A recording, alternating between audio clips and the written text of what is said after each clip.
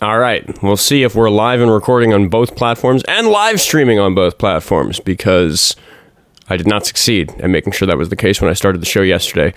Hopefully my glasses will be fixed, because I have glue drying, because they broke in the middle of the night, because somehow they ended up in the bed instead of on the nightstand, and I broke them. So I'm wearing some spare glasses that are not exactly the right prescription. So we'll see if I can read the chat today. Tom is here. Billiam is here. Miss Ingenuous Armada is here. Oh man, okay, this is gonna be torture trying to read this screen. Hopefully it'll just be talking today. If somebody wants a resource, I can feign that I'm blind and I can't look at the screen. It's too far away. I'd have to change my whole setup. I do need to change the whole setup anyway, because this well, we can talk about updates later. This is the Oskar Quentin debate show, where I argue with people about politics on TikTok. That is how you call in. For everybody watching on YouTube, you got to be on TikTok. It supports it automatically. I can't accept calls from people through other platforms. I get a lot of mail about that, but the reason I can't until I'm doing something different than hosting on TikTok is because if I pipe your voice in from Discord or something and you say something naughty on my show, TikTok will see that it came from my feed and not the guest's feed, and my account will get in trouble.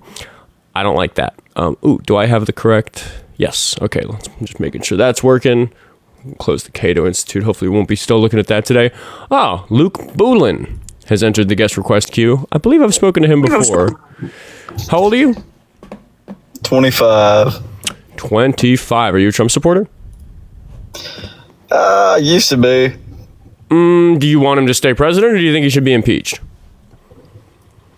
Well, I think we need honestly, we need to impeach him first. Mm-hmm.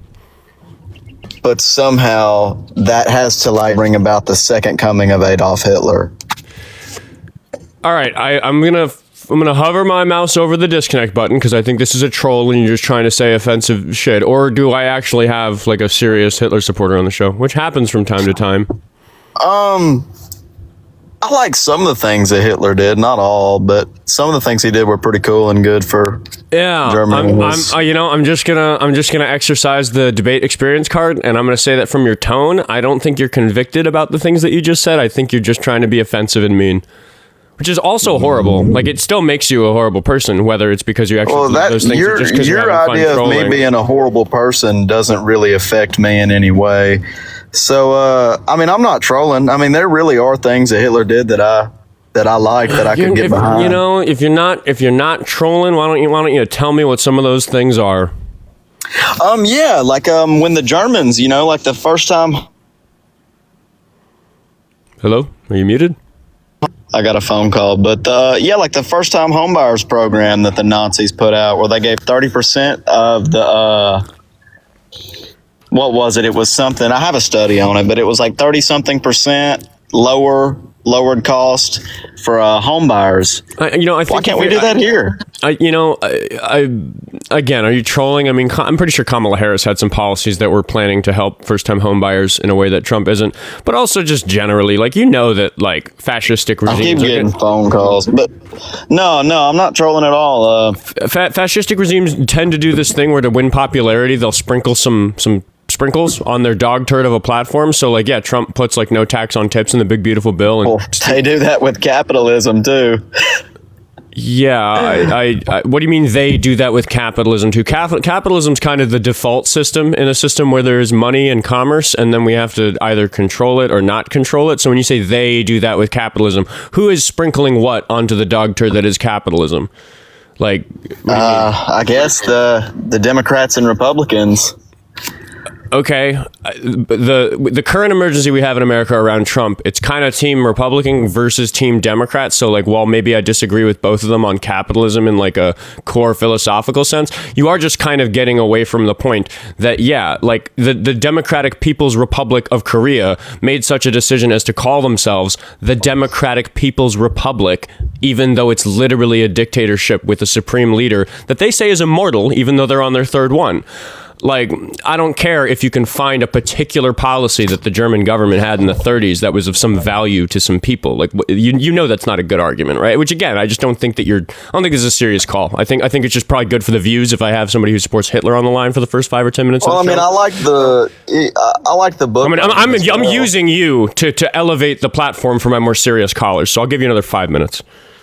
Well, I mean, I like the book burning as well. Just because you don't think that I'm being serious, it doesn't mean that I'm not being serious. I'm just making clear that I personally don't think you're serious. I also, while I was talking just now, laid out some pretty direct rebuttals to the things you're saying. You're talking about the Democratic Republic of whatever the hell, that's very irrelevant. If you're not listening to my examples, why are we having a conversation? I think it's very relevant. I brought up a different regime than the one that was run by Hitler. I brought up the one that's currently run by Kim Jong-un, which was previously ran by his father and his father before him. And I mentioned that it was another very, very bad regime that that does a thing that makes it look like, oh, you're against a democratic people's republic? How undemocratic. I think that they would say it's a pretty good regime, though. Don't you think? I mean, the people in North Korea? Yeah. No, I don't think they'd say that. Asians are pretty.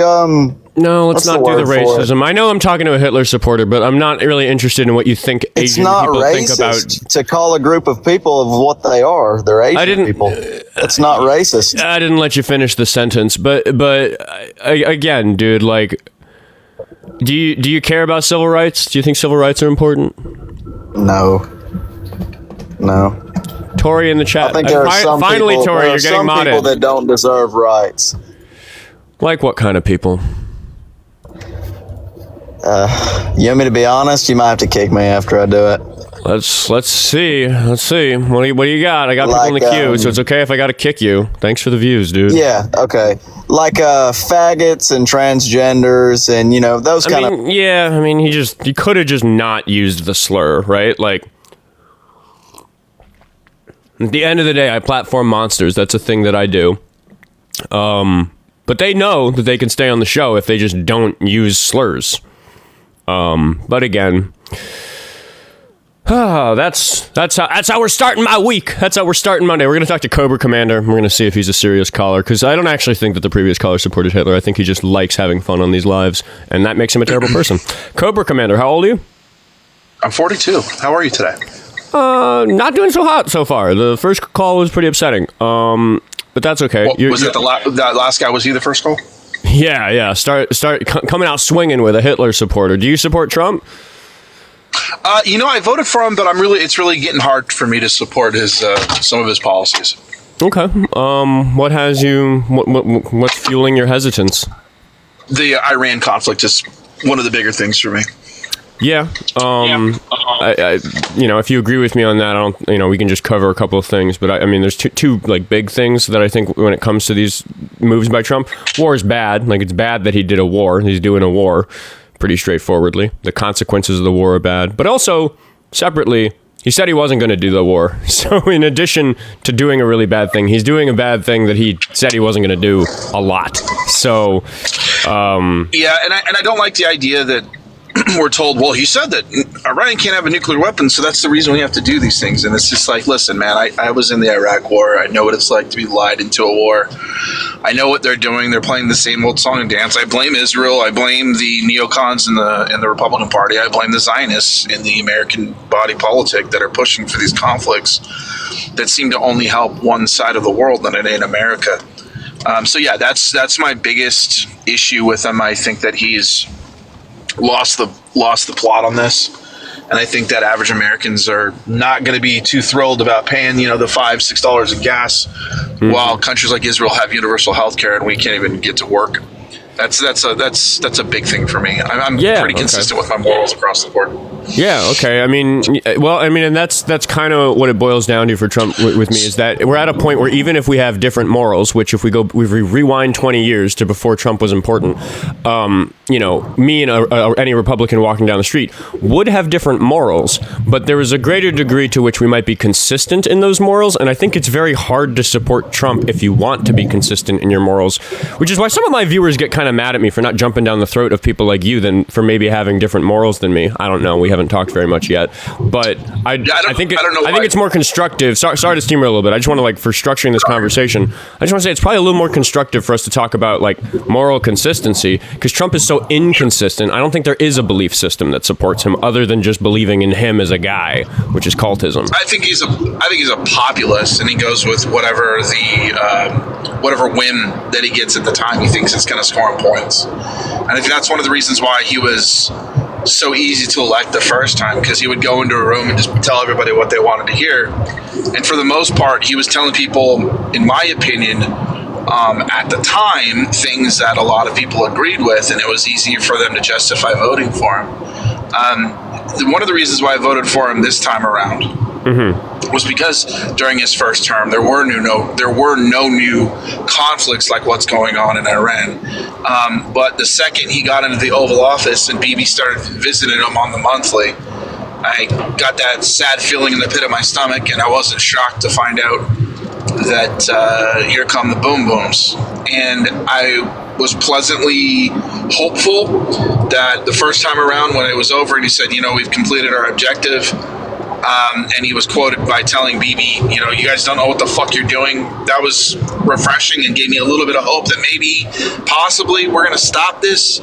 And then they started it right back up again. And I was just like, what is the point of any of this? This is all a waste of time. All you're doing is subverting your own agenda. And on top of all of that, you're just costing the American people blood and treasure. And it doesn't benefit us at all. Sounds like we agree pretty much across the board on Iran. Yeah. So thank you for your service, by the way. I don't know if I mentioned that. Yeah, no problem. I appreciate you. Yeah. I'm a New Yorker. I was in Manhattan on 9/11, and so that's like it's just a part of my history. So I appreciate that you had to go fight some stupid wars about it. I don't think you had to. We did, and that was bad. So yeah, sorry. It was an excuse to get us into those conflicts. Iraq had nothing to do with 9/11. Yeah. Afghanistan really had nothing to do with. And I'm shocked that we didn't just, when we found out that Osama bin Laden was chilling in Pakistan at a government facility, that would probably have been justification to go to war with Pakistan. But surprisingly, we decided not to. Isn't it funny how that works? Yeah. Yeah. So. I guess, the Iran war is a big thing, but it adds to a pile of big things that Trump has done, where each one of those big things are a thing that would warrant his impeachment during normal times in American politics, if we weren't living in these very interesting times.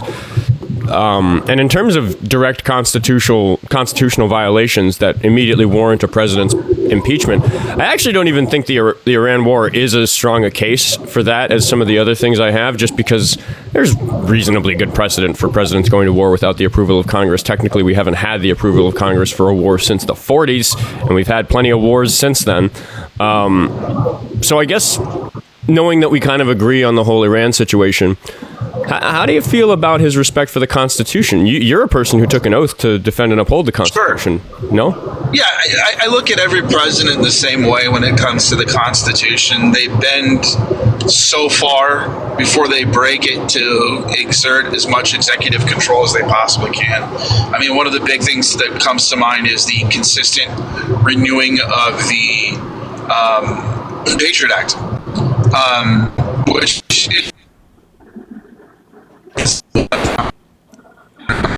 Ooh, hold on, I'm losing you. So starting with... I'm gonna have to get him to rewind. Let's see if he comes back. I'm gonna mute Stretch because you're not in the call yet. Cobra, are you still there? I'm a little bit spotty. Uh-oh. Come back. Oh man, he doesn't know I'm trying to stop him. What a shame. Cobra, you're breaking up. Cobra, okay, I am going to kick Cobra. I also am beginning to suspect that the reason he's losing service is because he's driving, and he's driving through a place that doesn't have service, and he's not supposed to be on the show if he's driving. Cobra, please come back a little bit later on. There's time in the show for you, and I really, Cobra, I mean it. I'm sorry to have kicked you for self-service. I really do want to continue our conversation if you're there. Oh, wait, hold on, Stretch. You're going to have to hold on just a second longer, because I think that Cobra is here. Oh, no, he left. He will come back maybe later when he has some better service. Stretch, I've invited you to unmute your microphone. You can join and tell us how old you are. Yeah, I'm 50 years old, and we've talked before. I'm a Trump supporter. You point to the Constitution. Constitutions don't lead governments. You can't fathom the number of challenges that governments deal with, and that's a weak point. For Democrats to always just try to use the Constitution to lead a government. The executive power. Wait. Trying to. You're accusing Democrats of trying to use the Constitution to lead a government. Is that right? Did I hear that correctly? Correct, because you can go back into the times of Thomas Jefferson buying land in the Louisiana Purchase. Where's that in the Constitution? And then even though that benefited America, Democrats would be that wasn't in the Constitution. Hold on. You do understand that you are allowed to do things that aren't specifically in the Constitution. Oh, do you understand that? Yeah. For example, It doesn't say anything about peanut butter in the Constitution, but I'm allowed to cover myself with peanut butter if I feel like it. Right, and you probably do, and you have your dog lick it. But let's not get into your gross. I don't know why. I don't know why I picked a weird behavior, and you immediately decided to make it bestiality. I think that came from you, not from me. Weird, dude. Watch out with what you say on TikTok Live. That's bizarre. I don't know. You're your vibe, of talking and covering yourself in peanut butter is just kind of I picked an arbitrarily silly thing for me to do to make you go, wow, that'd be very silly. But my point is that I would have the right to do it because the Constitution doesn't say anything about peanut butter, which means, at least according to the Constitution, I should be allowed to cover myself in peanut butter. I don't know why you immediately you're trying to backtrack. It sounds like it's something you do, and you do it on I guess here's my problem. Daily basis. So what if I do? Cover your tracks. What if I do? What if I'm just waiting for the show to be over at 12 noon today so I can immediately turn everything off and go cover myself in peanut butter, because that's what I'm really spending all these Venmo donations on, is just more peanut butter to cover myself. And as long as my dog's not involved, that should be fine, right? I should be allowed. I'm an adult. I can do whatever I want. That's where I would think you would be genuine and authentic if you just went out ahead and admitted what you do, instead of just bringing up an example and then trying to backtrack and why did you bring my dog into it, dude? Why did you do that? I don't know. The whole thing is not to talk about your peanut butter and dog fetish. Is that what you wanted to talk about? I didn't make it sexual. You're the one who made it sexual and involved animals. I do have a degree in psychology, so if we need If you have a degree in psychology, maybe you're qualified to self-analyze and answer the question, why is it that I brought up something that wasn't necessarily sexual, but was just very weird, and you immediately made it sexual and involved my dog? Why did you do that? Why is that where your mind went? The amount of defensive,ness and it, is. I'm asking you. I am standing by my right to cover myself in peanut butter. I'm pretty offended by the fact that I brought up an example of something weird that I. You're not offended by it. You're defensive. You're getting defensive about me asking about the fact that you brought up bestiality for no reason whatsoever. We were talking about the Constitution. I brought up a silly example, and you were like, "We need to talk about bestiality." I want to imagine Oscar's dog licking peanut butter off of him. What is wrong with you, dude? Come on, what the hell?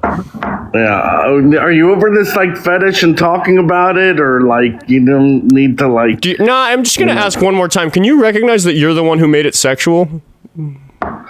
I didn't talk about covering myself in peanut butter when in a constitutional. No, you didn't answer my question. My question was, I talked about a historical example. I'm going to ask a few more times. I'm going to try a few more times before we move on to get you to recognize out loud with your big boy voice that you are the one who made it sexual. Did any president cover themselves in peanut butter historically?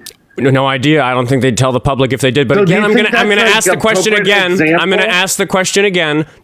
I need you to recognize that you're the one who made it sexual.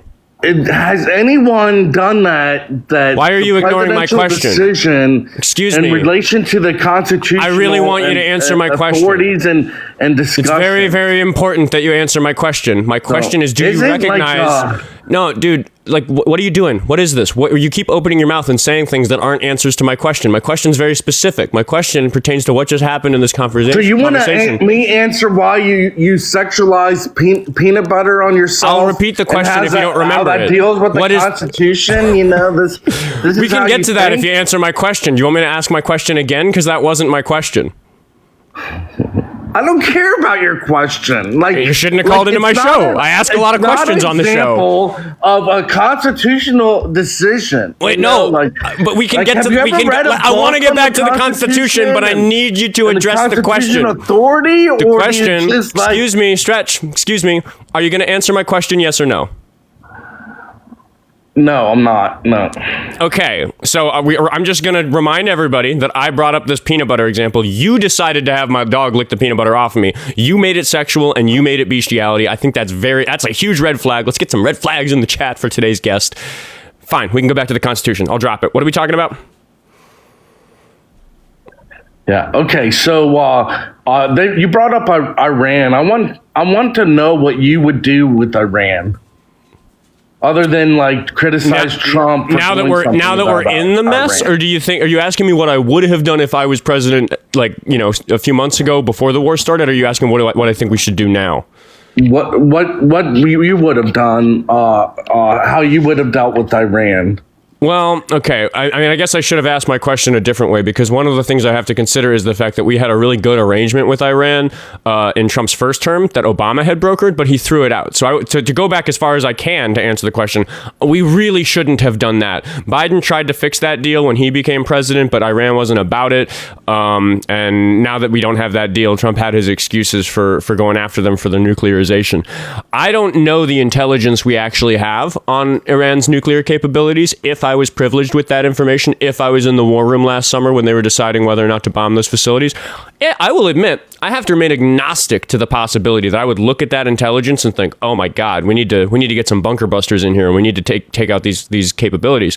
So I can give Trump the benefit of the doubt on doing targeted strikes of Iran's nuclear program, which is probably going to be an unpopular opinion with my audience, because most of my audience is like super liberal and like totally not for any sort of conflict whatsoever. But I just actually don't know what level of intelligence we have about nuclear armament. But the idea of a full-on assault of them that we're doing right now that has resulted in the closing of the Strait of Hormuz, like, I just wouldn't have done that at all. There's no benefit to it. We don't have any good reason to think that their nuclear capabilities were that severe, that big a deal, especially when there are enemy countries that do have nukes, like North Korea, that we just don't bother with because they're just going to point their nukes at us for 100 years.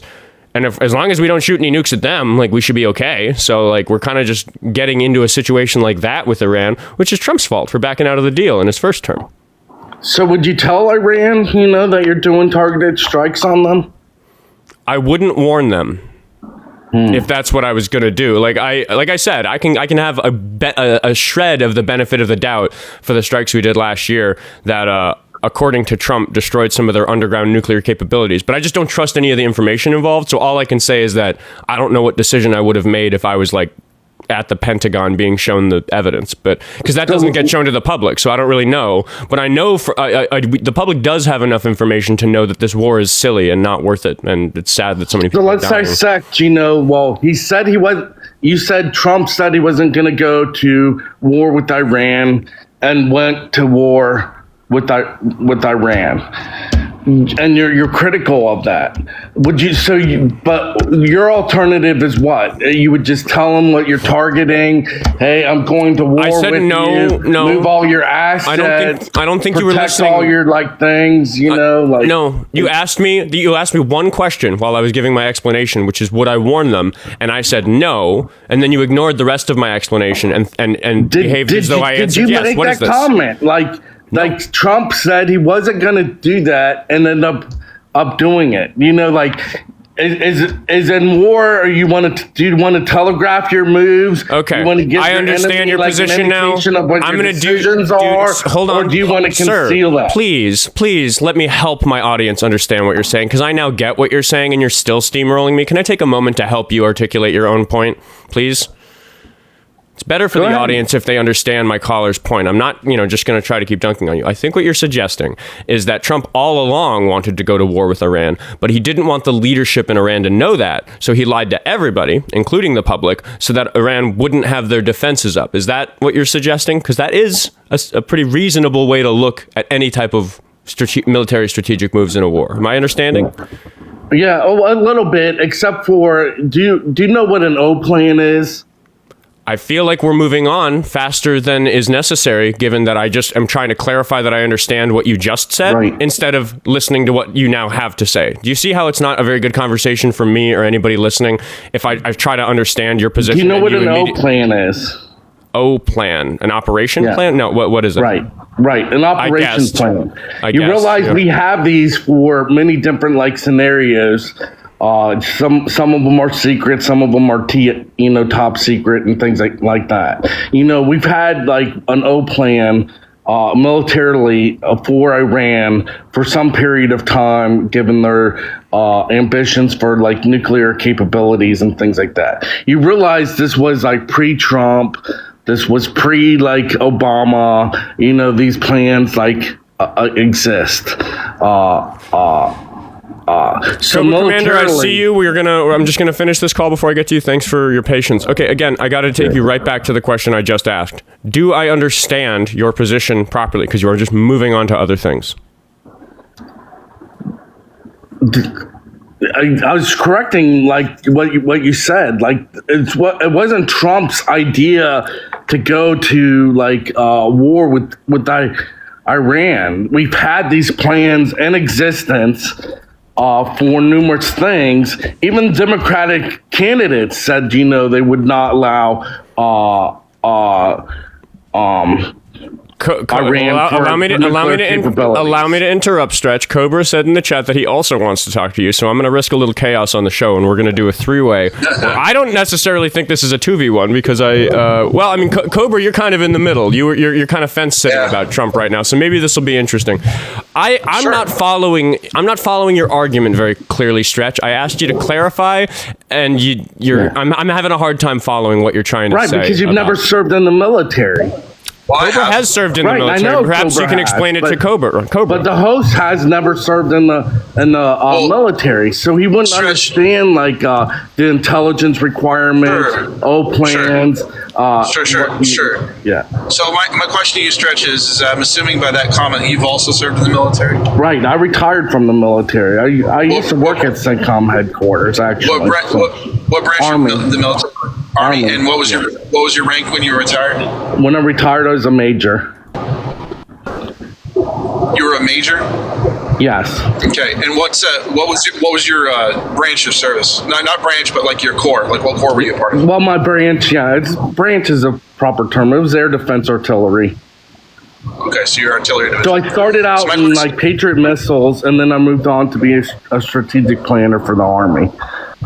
Okay, so you understand about and to do that, you go to the school-based military code word clearance, those kinds of things, right? Yeah. So one of the people that had access to that information was the director of national intelligence. Her name was Tulsi Gabbard. And she came out about a month before President Trump decided to launch an attack on Iran and stated that Iran did not have nuclear capabilities. Do you disagree with what I just said? There's a spectrum of nuclear capabilities, is it the intent to pursue them, having full out nuclear weapon, or having the capabilities to produce that?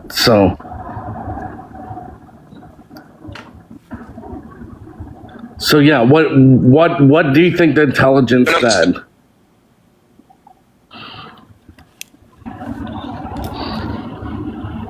Well, the intelligence told that was briefed to Congress in an open session was that Iran did not have nuclear capabilities or even the desire to pursue nuclear weapons.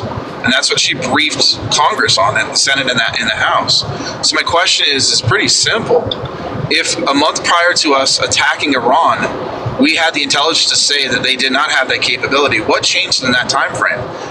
Did Iran just switch overnight and decide to pursue nuclear weapons, or maybe possibly was this a war of choice because there was a second party involved that wanted us to go to war? No, what it's changed was Israel's position. So a lot what changed is that Israel attacked. There was now air superiority over Iran, and the U.S. could then take that opportunity to further their national security goals and go after nuclear sites. Before, we overtly did that. So it wasn't the first time that we've attacked Iran. We used the Stuxnet virus to sabotage Iran's nuclear facilities and speed up their centrifuges and actually create damage in Iran. So it's like we've had these plans, and war you look for opportunities, and the opportunity existed when Israel attacked, and now we have air superiority to be able to do our objectives. Well, so my question to you is twofold. Number one is, I assume that you support this military action. Am I correct? I do, yes. And I'm surprised as a veteran you don't. Because how many soldiers were killed by Iran when they put IEDs in Iraq, and supported that, Hold on. Yeah. Hold on. Your emotional appeal is not going to work on me, and I want to tell you why. I've seen combat. I doubt you're real veteran. Let him talk, dude. Stretch, you gotta let him talk. Really? So here's my question to you, sir. You just said that you doubt that I'm a real veteran. Where did you actually where you served at? Did you serve in Iraq? Do you want to know where? Yes, I did. Okay. Did you lose friends to IEDs? Do you want to know my area of operation? Like what specific? Did you lose friends to IEDs in Iraq? Yes, I did. Did you have their widow follow their widow's how many times do I have to say testimony in federal court and how that tied to Iran? Stretch, you're doubting his service record. Yeah, no, I'm questioning it. Excuse me, I've been sitting here quietly, Stretch, and I have something I want to say to you, which is that you're interrogating him about his service record, and you have all this doubt about him, and the reason you have doubt about the other caller, about Cobra, is because he feels differently about this war than you do. You can't comprehend the idea that another veteran feels differently about this than you do. So instead of actually addressing why his feelings about the war are different, you're just interrogating him about whether or not his service counts in the way that you think it does for a person to obviously be a good enough veteran to care about this war in the way that you do. Or it might be I had access to the intelligence that you didn't have access to, and I got to see what. I don't think that's what's going on here. That Iran did. So not only did you already say you haven't seen the intelligence reports, and you don't know what's in there. Guess what? I got to, I got to follow that and trace that and do that. So doing nothing to someone that's unalarming U.S. troops. I'll mute him. I don't use the mute button for myself, but I'm feeling bad for you, dude. Get your point out. I'm just going to mute him. Yeah, hurry up, coward. Dude, you're calling a veteran a coward on my show. What kind of veteran are you, man? And you're muted. Yeah. If you speak, I'm muting you again to let him talk. And if you speak out, excuse me, silence everybody. I have the floor. It's my show. Stretch. You are muted. If you speak out of turn again, I'm going to immediately kick you for not following the rules of the show. Nobody will listen to my show if it's just three people yelling over each other. I would ask that you. Yeah. Sorry. I would ask you as a favor not to kick him because I kind of want to ask him. I would ask that you don't kick him. I just have a question for him. Absolutely. Where was your area of operation? Where did you deploy? Where did you deploy to, Stretch? I was in. I've done both Afghanistan and Iraq. In Iraq, I was in FOB Summerall. In Afghanistan, I was in Camp ISAF, which is NATO headquarters.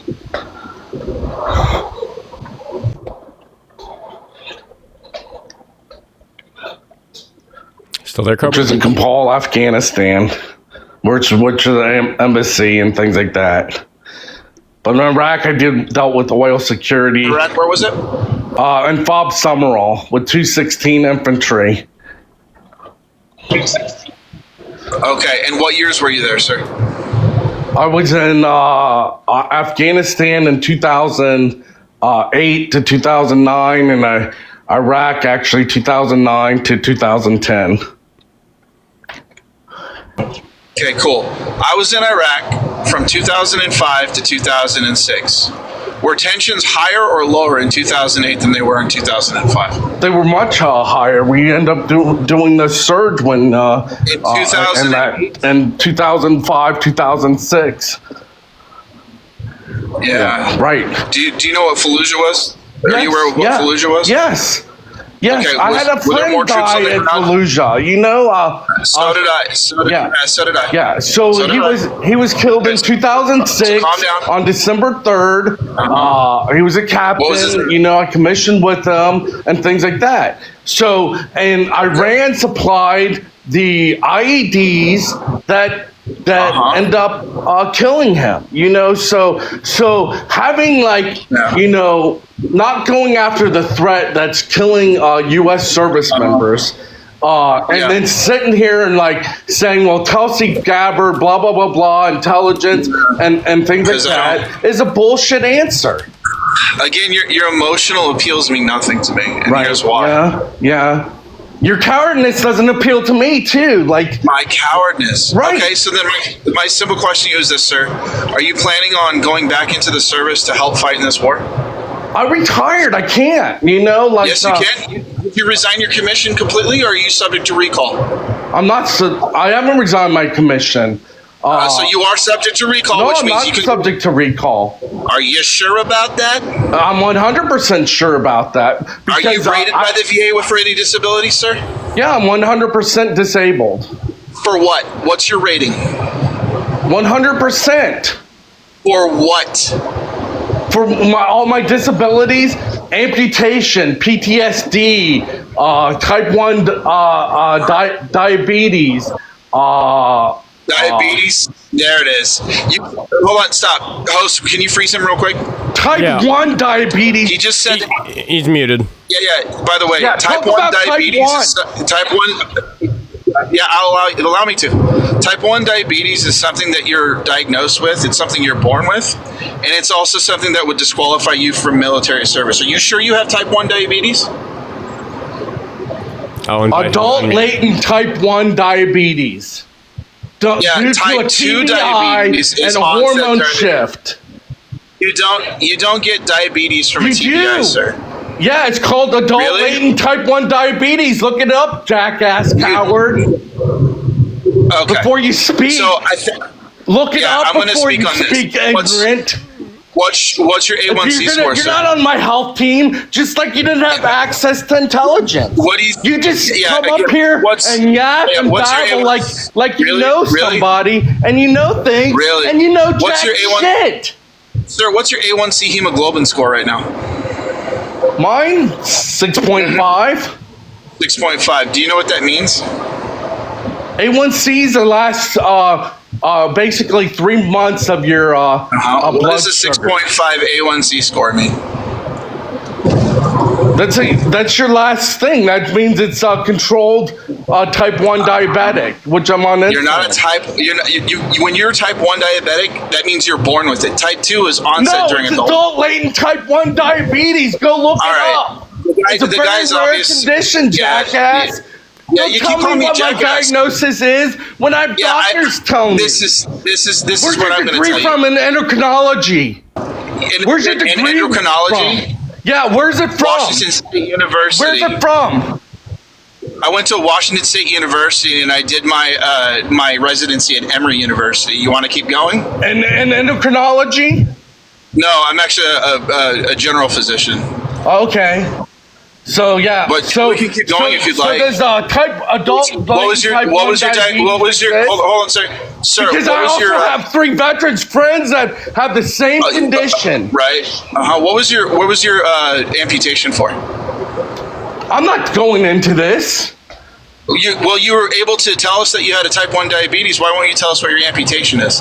Because I don't want to talk to a coward that sits there So and, what you're and doing lathers you're himself up with obfuscating. peanut butter All with the gas, host, and I Joe think we've kind of Biden established showered this the kind of gas. guys. Yeah, that's. I think we've kind of established the guy's a liar. Yeah. So allow me to just let me just to say this. Sure. With all respect, sir, you and I may disagree on certain fundamental principles or policies when it comes to things. But one thing that I can say for sure is that I supported President Trump based on the idea that there was no new conflicts. And I was lied to, and that bothers me. It bothers me that President Trump would tweet things like the only reason President Obama wants to go, or President Trump tweeted about Obama that, well, we would go to war in order to save Obama's presidency when he was running against Mitt Romney. And then he's turning around and he's doing the same thing at the behest of Israel. I'm not an emotional person. I have served in combat. I served with the 1st Infantry Division. I was attached to the 2nd Battalion, 34th Armored Division as a combat medic. That's where I got my start in medicine, okay? I've seen the horrors of war up front. And I'm sorry, but if I myself am not willing to join the military to fight a war that I am cheering on that makes me, what he liked to call me, a coward, it takes a special kind of person to cheer on the idea of a fellow American going into a war if you yourself have served in a war that was based on a lie. And if you've experienced combat, you know the horrors that come with that war. You know the PTSD that follows. You know the survivor's guilt that comes with it. You know that the social stigma that comes with it. I sometimes try not to tell people that I'm a veteran because the first thing that, closer to the Iraq war, that people would ask me was, have you killed anybody? They always ask these inappropriate questions because people are morbid and it's just something you do, right? And I couldn't handle it. It was very difficult for me. And that's why one of the reasons why I'm so anti-war, because I've been there and I wouldn't wish that on my worst enemy. I don't care if I hate you. I would never want you to experience the things that I've experienced or to hear the screams frenetic that I hear when I just go shopping in Target and I have my flashbacks, or to have the nightmares that I have where I literally wake up screaming in the middle of the night almost on a nightly basis. And the people that I care about and love me and know me, they know this. So I don't need to prove to this guy that I'm a real veteran. Most veterans don't talk out of their ass, and they don't brag about their service, and they definitely don't come on the internet and call fellow veterans cowards. I don't think that guy was a major just based simply on the way he was talking. I don't think he was a major based simply on the emotional way that he was getting in. And most field-grade officers have a certain decorum of respect, and they conduct themselves in a certain way. And I can tell you, if he was in the military, he was probably an enlisted soldier. Hats off to him. But he doesn't know what he's talking about. And when the director of the National Intelligence Service under Congress states that Iran was and those capabilities. Oh, we're losing you and again. then the Trump administration essentially sits her out because she told the truth. Sorry. That's okay. Just service. I think you're back now. Yeah, I was just say the Trump administration set her on the outside because she had the balls to tell the truth. That tells us all we need to know. Our government is not in the right in this one. And I will always stand, no matter the political party, no matter the justification, with people who want to do good. And I don't care what party you are. If you want to do evil, I'll stand against you. And that doesn't make me a coward. It makes me a human being. So, I thought we were America first. How is helping Israel propagate a war America first? It's not. So, whatever. Thanks for handling that the way that you did. I'm going to take a moment to thank Vicky on YouTube Super Chat, who sent me $3 to kick the guest, but I think it was about time anyway. I do think he's exaggerating his military record. I kind of there were a couple of questions he answered very quickly, which suggests to me that they were true answers. But when somebody immediately has that emotional response and starts yelling when asked a question that maybe they don't know the answer to, that's where my lie detector goes off. So my assessment, maybe the chat can see if they agree. Maybe you can tell me if you agree, Cobra. Well, you did say it. I think you're right. He probably was a private or something. I don't think that guy was a major, though, and I think he was lying about most of what he said. His emotional maturity doesn't represent what a field grade officer would be, because you got to remember, and I don't know if you've served, sir, and if you haven't, I understand. I've not. In order to get selected for major, you have to be in the service for quite a long time. And it's a selection board. They review your PT score, they review all of your records, and then you're selected, you have a certain time frame to get selected, and then you become what's called a field grade officer. All of your promotions from that point on are not automatic, which means you've got to be really good at your job in order to even get to that point. And the way that he conducted himself, the way that he spoke, was indicative of someone with the emotional maturity of a 5-year-old. Now, I was an enlisted soldier in the military, but you can tell the difference in the way that I speak and the way that he speaks. Why? Because I've had the training in my chosen profession that sometimes you get emotional and you just have to be the mature person in the room and handle them. That doesn't mean I don't get upset, but even when I get upset, I can conduct myself with respect. I mean, I have no service experience, so I'm just judging from as the keyboard warrior that I am on the show, as somebody who has experience talking to people. And I just feel like somebody who struggles as much in a conversation as that guy does would probably really struggle at boot camp. You know, I don't know how you're going to handle a drill instructor if you can't just let me guide a conversation in a way that people can comprehend.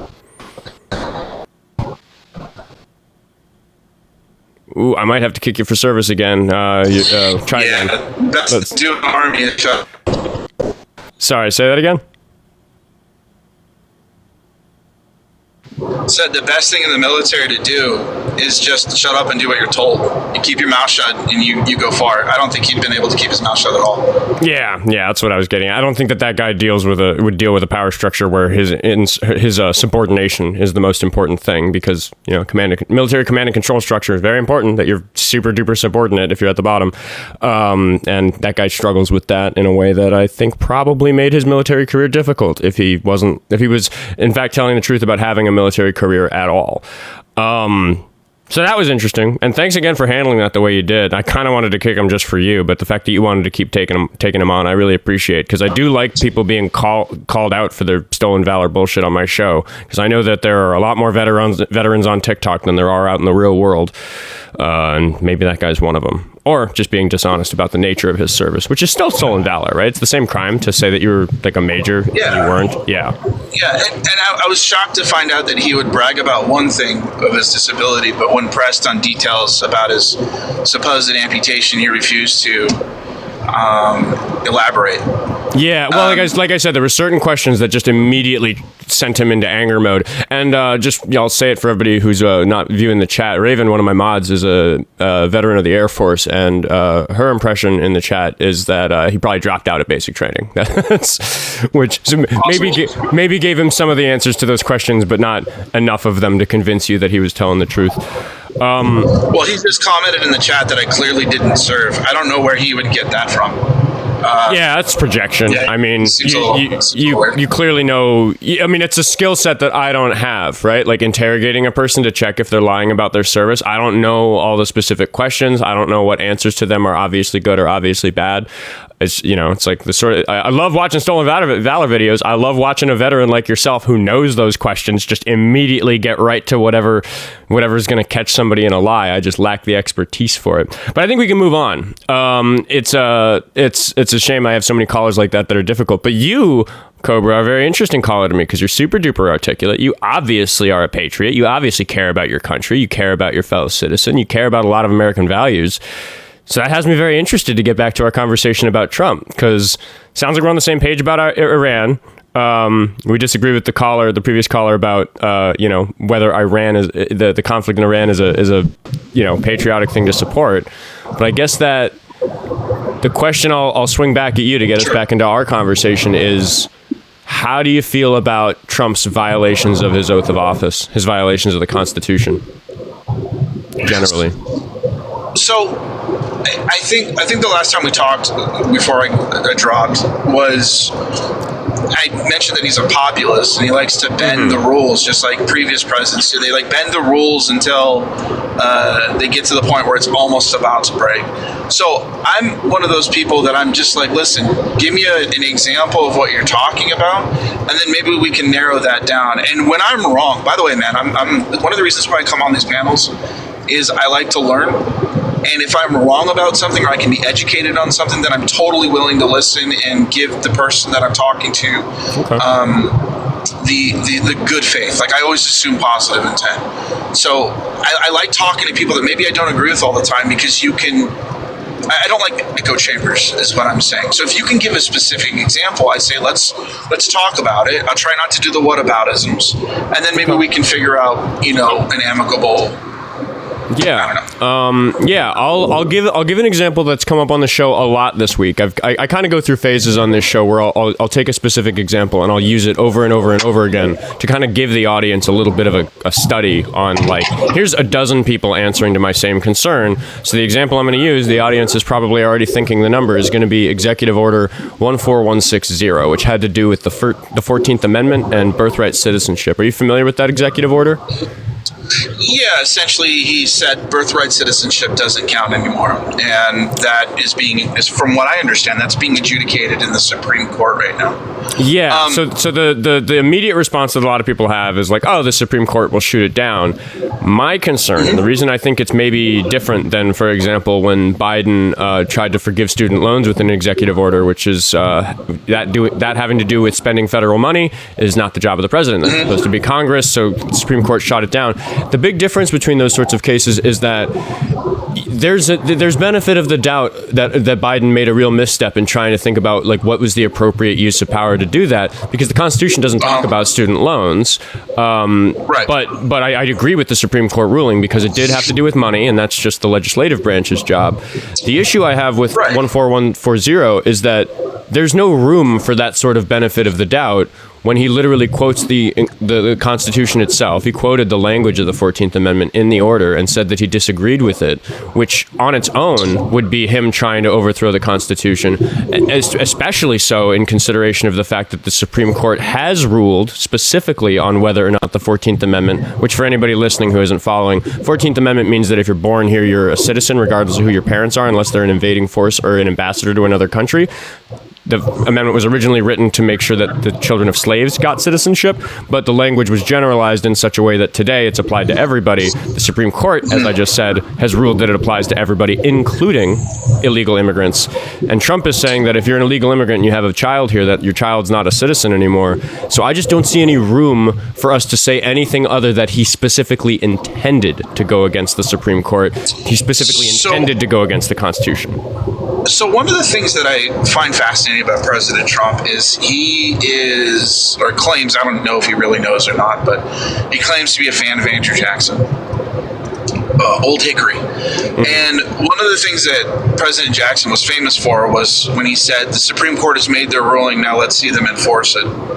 As of yet, President Trump hasn't done that.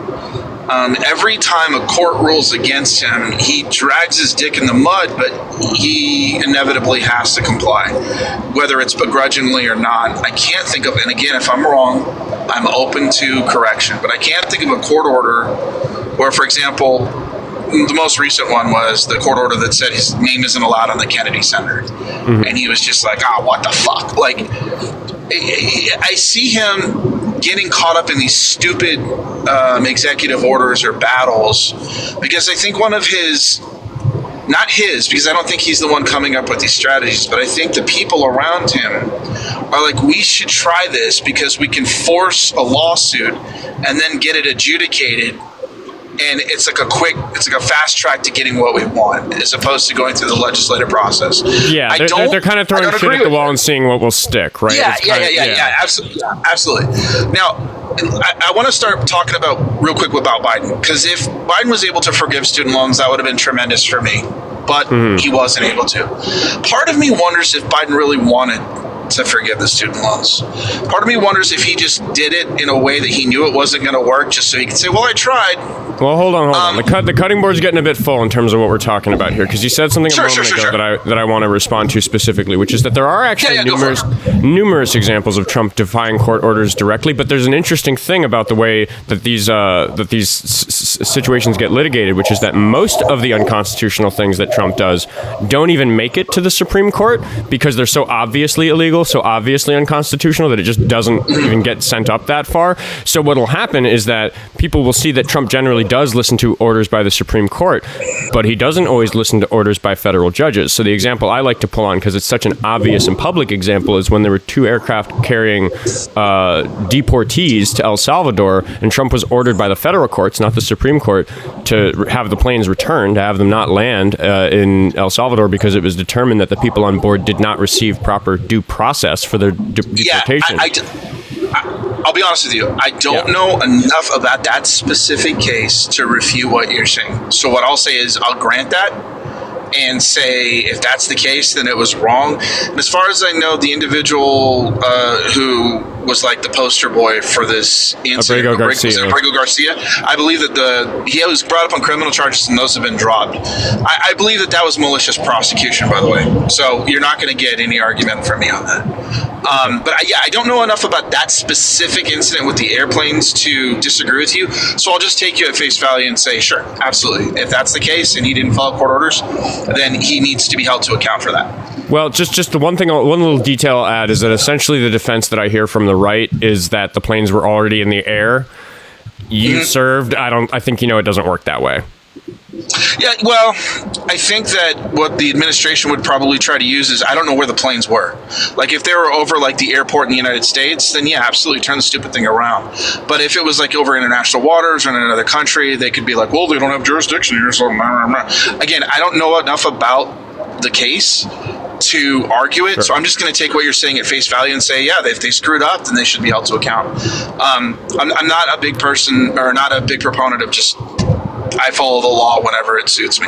You know what I mean? Sure. And you agreed a moment ago that Trump does weaponize the justice system in those sorts of ways. Absolutely. Weaponize prosecution. So my issue is that the fact that he goes through this route of weaponizing the justice system instead of just announcing one day, hey, everybody, I'm a dictator now, you have to do what I say. Obviously, that'd be unpopular. Obviously, that would probably immediately cause some sort of civil war. That's dropping the frog into the boiling water instead of slowly turning up the temperature on the water so the frog doesn't notice it's boiling.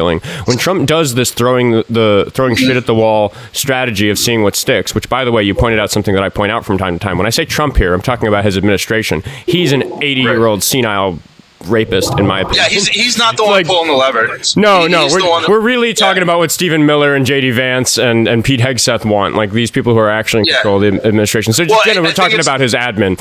I think it's more of his donors too, like with the with the Israeli lobby. Like, what is her name? Absolutely, Cheryl, whatever her name is.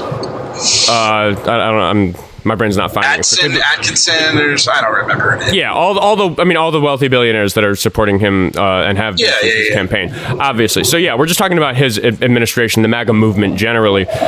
One thing that we see is that with this throwing shit at the wall and seeing what will stick thing, there's a very pernicious thing that's happening. That we'll see a ruling come out that seems a little unusual, seems a little too in favor of this authoritarian type of move that the Trump administration likes to do.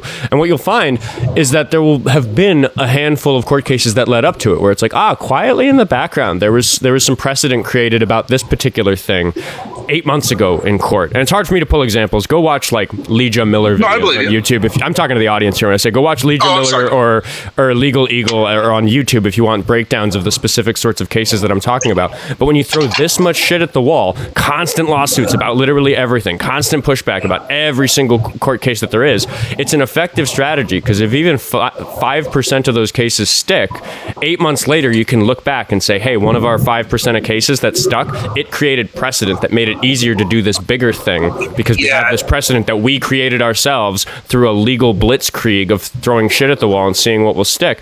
So it's an effective strategy for overthrowing legal precedent in this country, and I think it's authoritarian and un-American, even if it's not technically against the rules. Well, I would hesitate to call it authoritarian, because you're playing within the rules of the game. But it does remind me a lot of, and I hope I don't offend you, please forgive me, I don't know what your religious affiliation is or if you have one at all, but it does remind me of the Church of Scientology. And what they do is they go after people, and instead of filing like one lawsuit, they file like 100 from 100 different lawyers, because the purpose is to cripple the opponent, like to essentially nub them down to nothing. I think that and again, I'm not going to say that Trump is unique in this, because there have been instances where other administrations, particularly like the Bush administration or even the Clinton administration, have filed lawsuits to get jurisdiction or to get certain footholds to where they can now use that as a precedence to create law. Like famously, I think the Patriot Act would probably be one of the most abhorrent policies that's been passed by not just a president, but we'll just say a Republican president. And the fact that that continues to go through and is renewed and added on to and justified by not only Republicans but Democrats as well is disheartening to me as someone who served thinking that I was doing the right thing to protect freedoms when our congressmen are essentially just writing it off like it's no big deal.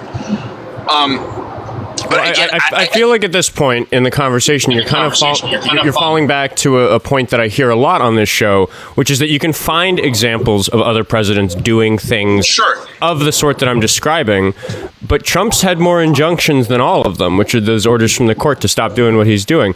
You just have to look at it through a proportional lens, because I say it all the time on this show. Yeah, in 4 or 8 years, I think that if you're president, it's very hard to not find yourself in a damned if you do, damned if you don't situation where you're maybe going to make the wrong choice and end up with some sort of scandal of the sort we saw with Obama's airstrikes that people didn't like. You know, you're sitting here talking about how unpopular the Patriot Act was under Bush. And then there's, things like Biden's student loan forgiveness, which was a blunder in my opinion.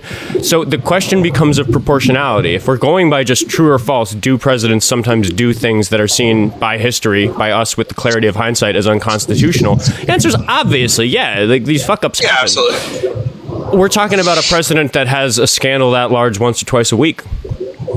But I would also say something, because I feel like the context is key, right? Like, you have to look at it at the whole board. There are some things, and I would hope you can agree, and maybe you don't, that's fine. But there are some things that Trump is accused of that are just so outlandish and stupid. Like, you talk about enjoining him, right? Like, he gets a court order against him. When, like, you have the same judge just granting certiorari over and over and over and over on literally... Oh, we lost you again. He has his name on Kennedy Senator. It's like, what are we doing? There's more important things to worry about than whether or not a guy has his name on the side of a building.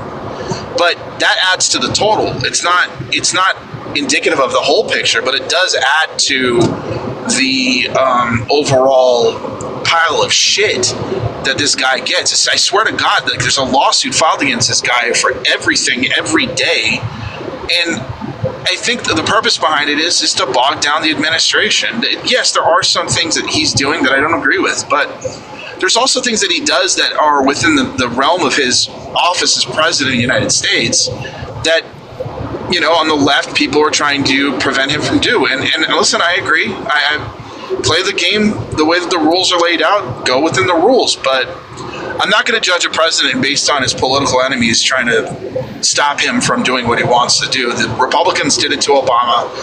I don't think that Obama was an overall horrible president. I mean, I guess so I'm not going to one of the things I can sort of just agree to disagree about is whether or not you think it's bad for the president to exhaust every legal possibility in these ways, this throwing the shit at the wall strategy. That makes a president not favorable to me, but I do recognize that it's him coloring inside the lines. My concern is that he does it to such a degree. There's so much coloring happening that it's hard to tell which little parts of it slip outside of the lines, and it discredits any conversation about, for example, the fact that Trump's DOA is flagrantly in broad daylight defying the newly passed law, the Epstein Files Transparency Act, that was passed specifically to address a very specific situation that Trump has obstinately refused to do anything to help execute the law on. The fact that he's defending members of his DOJ who are clearly lying in Congress and not following that law, like, that's just one example. But so when you say he's coloring inside the lines, he's not, in a way that if he wasn't doing all this other legal nonsense that is technically allowed, it would be much more obvious, if he was if he was only defying orders. But there's so many judges' orders that he can follow most of them. But we forget that the fact that there's a couple that he doesn't follow in a vacuum would be a Watergate level scandal if any other president had done it. Yeah, I'll agree with you on that. But I also think that, like, I'll give you an example, like with the Epstein thing, right? It's like you have to release the Epstein files. So he signs an order to release the Epstein files. And then here comes a lawsuit. You can't release the Epstein files because it has victims' names on it. So then it's like, okay, well, we have to redact these names. And then, like, something gets released on a website with victims' names. And then here comes another lawsuit of, like, you release those names. Honestly, whoa, hold on. If we're talking about, okay, just let me just land my plane with this, I promise you, okay? Do I believe that he's following the letter of the law? No. Do I think that it's possible that his administration is slow rolling the release on purpose? Absolutely. I really hey, look over here, look what we're doing. We're slow rolling this, but don't pay attention to what we're doing over on the other side. It's like the left hand is distracting you while the right hand is like stealing your wallet. I don't, again, I'm not going to sit here and defend what President Trump's administration is doing with the Epstein files. But I also will say that there's a certain thing that Congress has, is the speech and debate thing, where they're literally allowed to go on the floor of the House. And these people have seen the Epstein files in their secret places that they go to get classified briefings. And Thomas Massey, God bless him, has actually gone to the floor of the House of Representatives and said names out loud. And there's no legal repercussions for that. I would challenge people like Cory Booker and Alexandria Ocasio-Cortez and any Republican that has a set of stones to take a name from those files and then go directly to the House of Representatives and say, I just read a report and this guy was listed.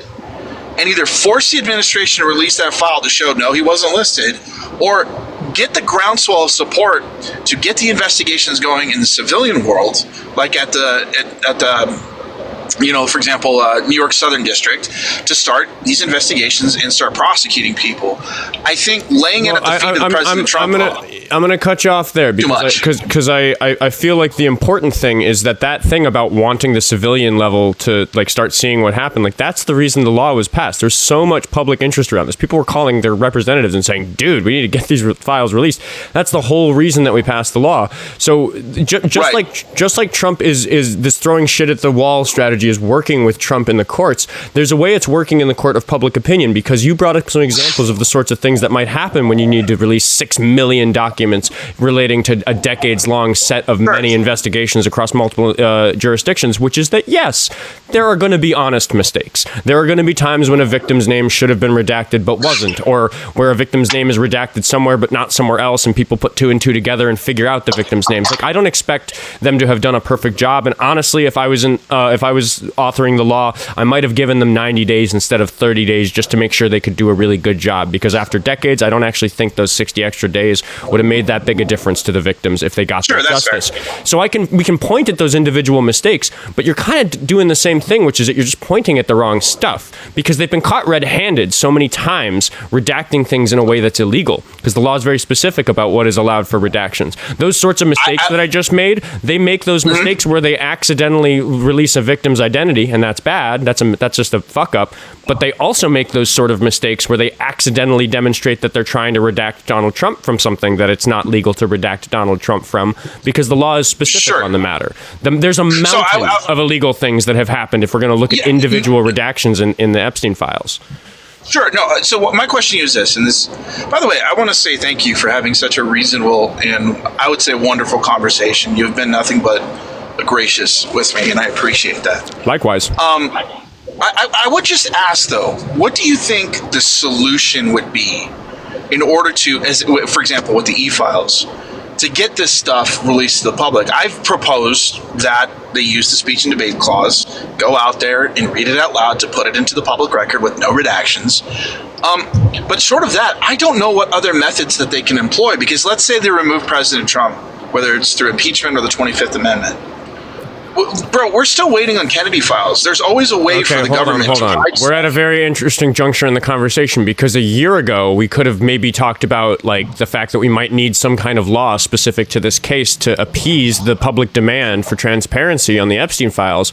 And we now do, which is the Epstein Files Transparency Act. So we're just going to talk. We kind of just talked in a circle back to, well, we literally have that solution, but the government's not obeying the law. Right. No, what I'm saying is we talked about playing within the color of the lines, right? We play in the lines of the game. And the government can just say something like, well, we're just redacting. It's taking us a while. It's still a violation of the law, obviously. But what would be the solution to that? How can we get past the quagmire of the dragging the feet? Do you think that the sergeant at arms of the Congress should just go in and start snatching up bureaucrats and putting them under arrest? Does the FBI need to get involved? Like, what would be the next step to get them to comply with the law? And if that happens, well, there are a lot of people to answer specifically between now and somewhere around about December 19th of 2025 when the law went into effect, because they had 30 days to prepare. Like I said, I can give some leeway here and there for, I think 30 days was probably too short a window for how many documents there were, and honest mistakes along the way. But there are the number of instances of obvious contempt of Congress that have happened since then are enormous, and those people aren't being charged. That's not being dealt with, and that's the issue with the administration as a whole, is that when we have these moments where there's so much coloring happening that if some coloring outside the line happens, when that doesn't get enforced, it just means that we can raise the temperature even further in terms of normalizing this type of illegal behavior. Because I genuinely believe that if you were given a description, I bet if we took this phone call between you and me and played it for you 10 years ago, you would listen to it and think, oh my God, how have I become so okay with the president breaking the law? Oh, I'm not okay with it at all. I want to be very clear. I'm not in the slightest.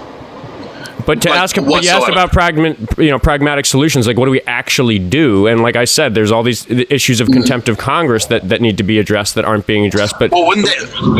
First, I just want to finish that. Is saying that I'm sorry. This adds up to a lot of illegal behavior that the president's either doing himself or supporting his direct, the people who report to him, supporting them. I can give examples about DHS with use of force with ICE or whatever other political domains we could talk about. But it just adds up to a president who I just don't know of a better label for the way that he runs his administration other than with crimes and misdemeanors. High crimes and misdemeanors, I would argue, if I was a person in Congress at the Capitol building during an impeachment proceeding. Well, I think that come November, if the Democrats take control of the House and Senate, that we will see, probably for the first time in history, a president removed from office through the impeachment process. I'm glad you recognize that it's an obvious truth that he'll be impeached if well, I mean, I guess this is maybe a little bit of a pivot. Removed is another.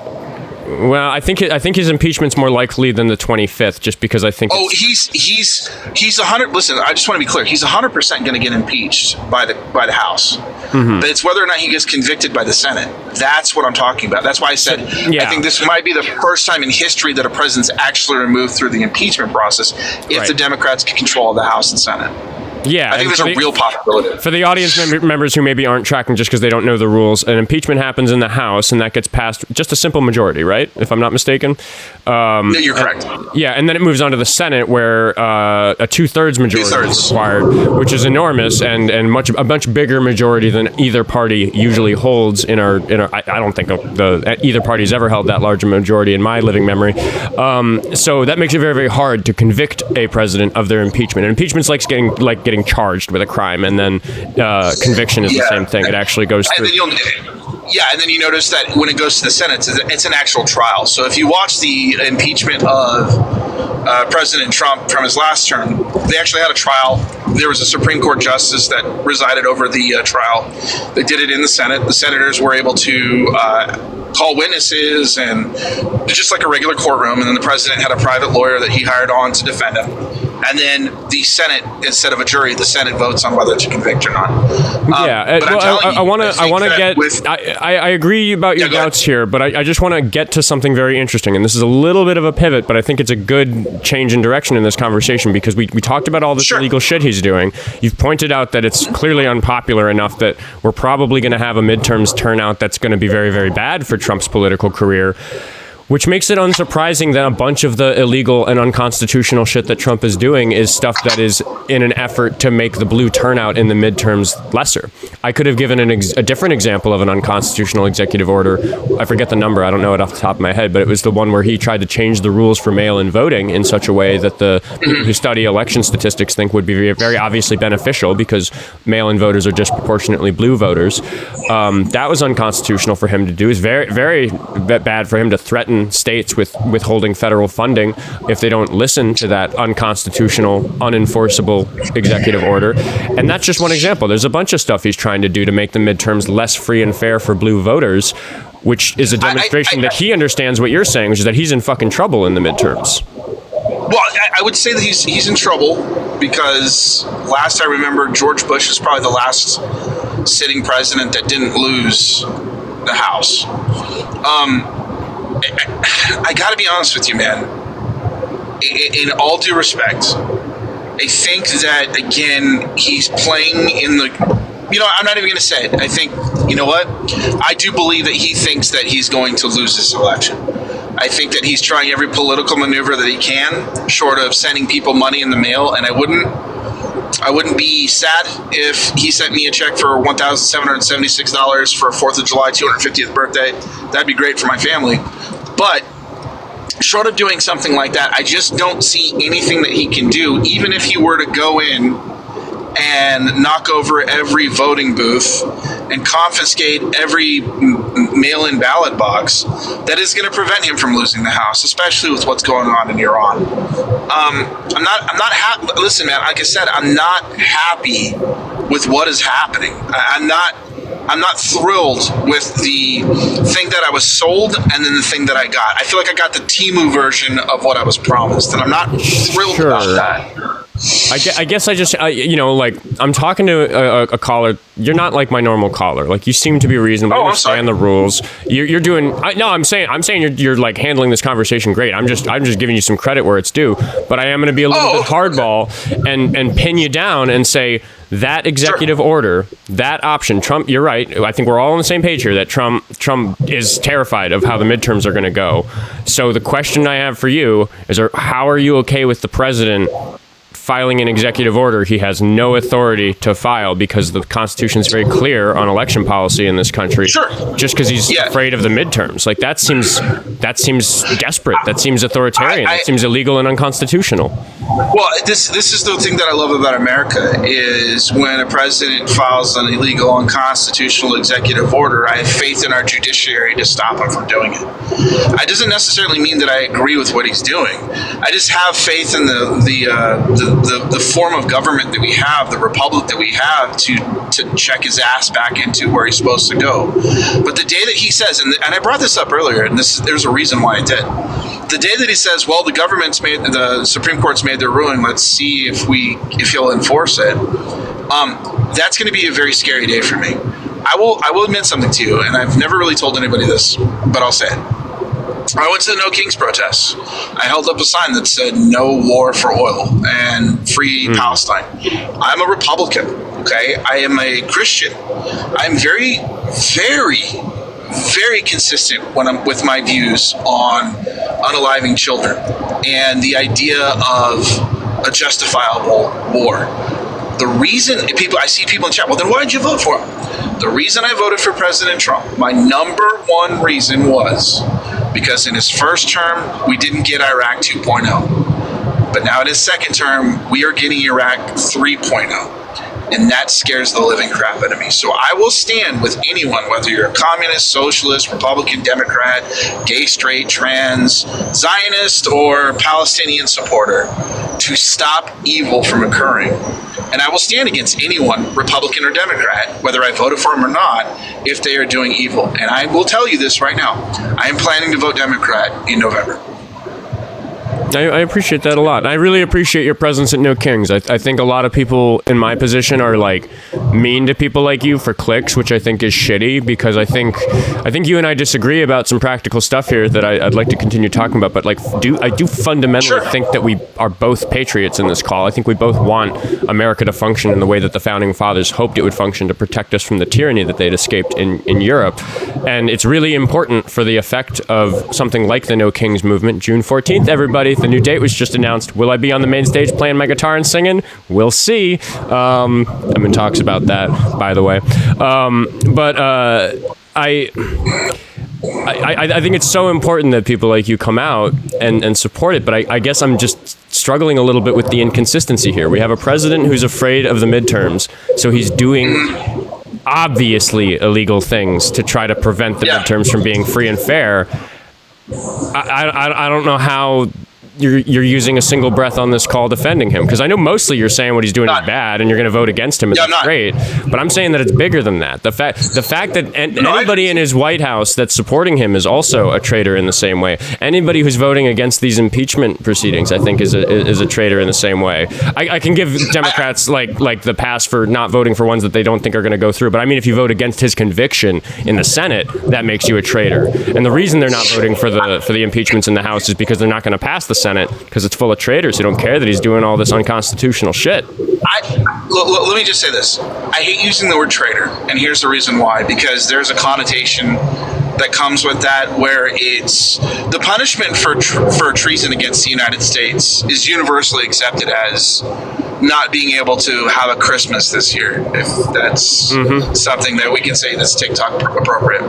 I'm against that. However, I will say this. I do have faith in our judiciary. I do have faith in the appeals process. I do have faith in our federal court system. And there have been countless examples where President Trump has had his ass checked, especially by like the Supreme Court. Case in point, with his tariffs. Everybody thought that the Supreme Court was going to be like, no, Mr. President, you do whatever you want. And that was one of his big campaign issues. And they slapped his ass down. And what did he do? He bitched and he moaned, but he complied. Now, I just need to interrupt to give a little bit of pushback, which is go for it. There are so many examples where you're right. There are so many examples where after appeal and appeal and appeal and this attempt and that attempt, the system worked. But but what gets lost in that ocean of examples is all the little spots, like I've been talking about in this call, where it hasn't worked. Because I'll just list some minor examples pursuant to what we're talking about. Sure. The fact that they're talking about ICE being present at polling places, whether or not that literally happens, is a scare tactic that's going to work. There are going to be Hispanic voters who are just literally afraid to go do it because of what they see on the... Can you clarify something for me real quick? I don't mean to cut you off. I just want to be very clear. Absolutely. The idea of ICE agents at a polling place would scare Hispanic voters. Are you talking about American citizens that think that they would be harassed because they're Hispanic? Or are you talking about immigrants who won't vote because they're afraid they're going to be deported? I just want clarification on that. Well, immigrants can't vote anyway unless they're citizens. So it just doesn't, like... I'm talking about... Well, in some jurisdictions, not in federal elections. I'm talking about Hispanic people who have the right to vote. Some cities allow, like... I know there's a little bit of a delay we're dealing with, so I'm going to steamroll a little bit and say I'm specifically talking about Hispanic voters and other voters of color who have the right to vote, who are citizens, not voting because they are physically afraid for their safety if they go because ICE are violent. Okay, gotcha. Okay, yeah. I don't support that. But at the same time, I also don't, and I want to be very clear with this. There have been documented cases where there have been outside groups that go to polling places with the sole intent of intimidating, and I don't support that either. So I say let the elections be handled. Exactly. And I think that let the elections be handled by the jurisdictions that control them, like the city that it's in. They need to have their own election stuff. And if President Trump crosses that line where he's sending federal troops to quote unquote safeguard an election, then I think that a impeachment process should be put into place immediately. Like the day of. Like the second an ICE agent steps foot into a polling place, then the President Trump should be served impeachment papers on the fucking spot. Well, I do not agree with that. There's that It's blurry something line that of the fact that I don't think there is a legal path for him doing that, but him talking about it is still going to be effective at subverting democracy by intimidating these voters. There's no specific law against vague intimidation, right? If people who don't follow the news very closely to see, oh yeah, the judge's order came out, no ICE agents at the polling place, or whatever it's going to be, that's maybe still not somebody who's followed the news closely enough. They just know, oh, have you heard the rumor there's going to be ICE agents at the polling place? Watch out. And then they might not vote out of fear for their safety because they have kids to feed and they don't want to get snatched and have their kids not have mom or dad come home. Like that's like, furthermore, I will just add that if you feel that way about him trying to put ICE agents at the polling place, you should feel that way about him filing an executive order that changes the rules for mail-in voting, because it is a specific legal action that he took. He exercised his executive authority as the president to go against the Constitution, which says he has no authority over the matter. In the same way that with Executive Order 14160, I said there's no benefit of the doubt. There is no room to say it was he clearly intentionally wanted to violate the Constitution. Well, I'm going to be humble, and I'm going to tell you, I don't know enough about that executive order to comment on it, so I'm going to take your word for it and say that's just one more stick on the fire of why I'm not thrilled about this presidency, and he's essentially lost all support for me. But I will say this, again, as much as it pains me to say this, I have faith in the judiciary. I have faith in the American people. I have faith in our republic. And I have faith in the shithead politicians that are taking Israel money. I don't agree with it. I don't like it. I will stand next to you and fight this. Okay? I'm going to take it one step further because I appreciate everything that you just said, but let's assume that you're right. Let's assume that the courts are going to keep all of his attempts to subvert democracy in the midterms in check. And then, and then they're going to lose the midterms, right? They're just going to lose enough seats in the House and the Senate that we're going to have a blue wave that's going to end the Trump administration, end the political MAGA movement by taking away control from it completely. And we know exactly what happens to Trump. We know exactly the strategy when he loses an election in that way. And we have to be very careful talking about this on TikTok, because regardless of which side of it you're on, you tend to get a misinformation flag even bringing the topic up. So I'm probably going to have to spell some words like we're talking to a little kid just to trick the auto mod thing. But in 2020, Trump lost an election, and he did a thing politically and legally that any reasonable person could say was him attempting to stage some kind of coup. He sent FAKE electors to try to go install him as president instead of the true winner of the election. So in consideration of that fact, in consideration of the fact that he pardoned people who assaulted law enforcement officers in an attempt to stop the certification of the election, in a successful attempt to at least delay it, because they did have to call Congress into recess for their own safety. I, by the way, just for everybody listening, have been assaulted by a J6er because Jake Lang runs free and sprays pepper spray at us when we're protesting at the Whipple building. Fuck that guy. Side note, fuck Trump for pardoning him, but fuck Trump for pardoning all of those people. In consideration of what happened in 2020, how do you expect it to go if you're right and the courts protect the midterms and Trump loses them catastrophically?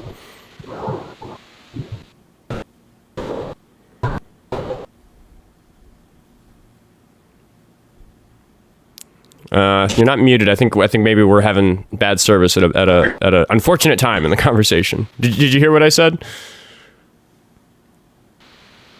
Yeah, I did hear what you said. I don't know if you can hear me or not. You're back. Can you hear me? Yes, yeah, I'm sorry. Listen, man, I live in an area that's not great when it comes to reception. No worries. What I would say is this. I don't think that, number one, that the president has the political capital to pull something like that off again. I don't think that he has the support that he did or the grounds to stand on. I think there are a lot of people like me who just are sick of the bullshit, and they're just going to stay home. And it won't be a shock to everybody when he gets his ass wiped out at the polling booth in November. If President Trump were to attempt an armed uprising, if individuals were coaxed into something like that, then I would expect his cabinet to invoke the 25th and get him the fuck out of Dodge. And then I would hope that they would all summarily resign in protest. If you think I'm gonna jump in right there. Listen, I just want to say this. Oh, real quick. I just want to say this, okay? I just don't. That's what I hope would happen.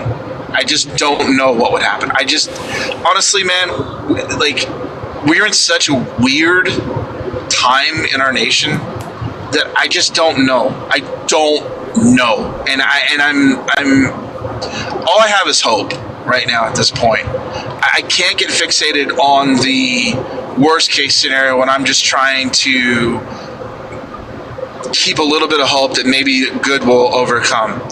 I hope that President Trump just keeps his fucking mouth shut, accepts the results, maybe bitches about it on Twitter, and then that's that. Because I'm telling you, the second I think we've gotten to the rub of this conversation. Yeah. I really think we've gotten to fundamentally where you and I disagree. And maybe it's that you don't follow the news as closely as I do. Maybe it's that you don't live in a I really don't. Honestly, I really don't. So there have been a number of points in this conversation where you have done a delightfully good faith thing, which so many of my callers refuse to do. They need to see, let me see the order, let me see the judge's name, let me see what date the hearing was, all these random details. You have been willing to say, hey, Oskar, if you're telling the truth about this thing that happened, it sounds to me like you're right, and maybe that gives you some homework to do to go check if I'm telling the truth. But that's happened a lot in this conversation because when you say that you have hope that Trump is going to behave in that way after the midterms if he loses them, which the pollsters are sure he will if the midterms are free and fair, it suggests to me that you're not watching closely enough, because if you watch closely what the Trump administration has done, what the people in his cabinet have done through their political careers, the way that they've behaved during his second term, there's no hoping that he's going to behave that way. There is no hope. There is only cope. There's only this I like that. That's not the way he behaves. You're not describing the way his administration behaves. You're talking about him getting 25th. We can make a list of the people who would need to agree to 25 him out of there, which for those listening, instead of an impeachment, his cabinet can say that he's unfit to serve. Like if the president has a stroke or something generally, which, I mean, he may have had a stroke during his term. A lot of doctors think he has. But they could 25 him out of there for being incompetent. They could. It's legal. It's possible.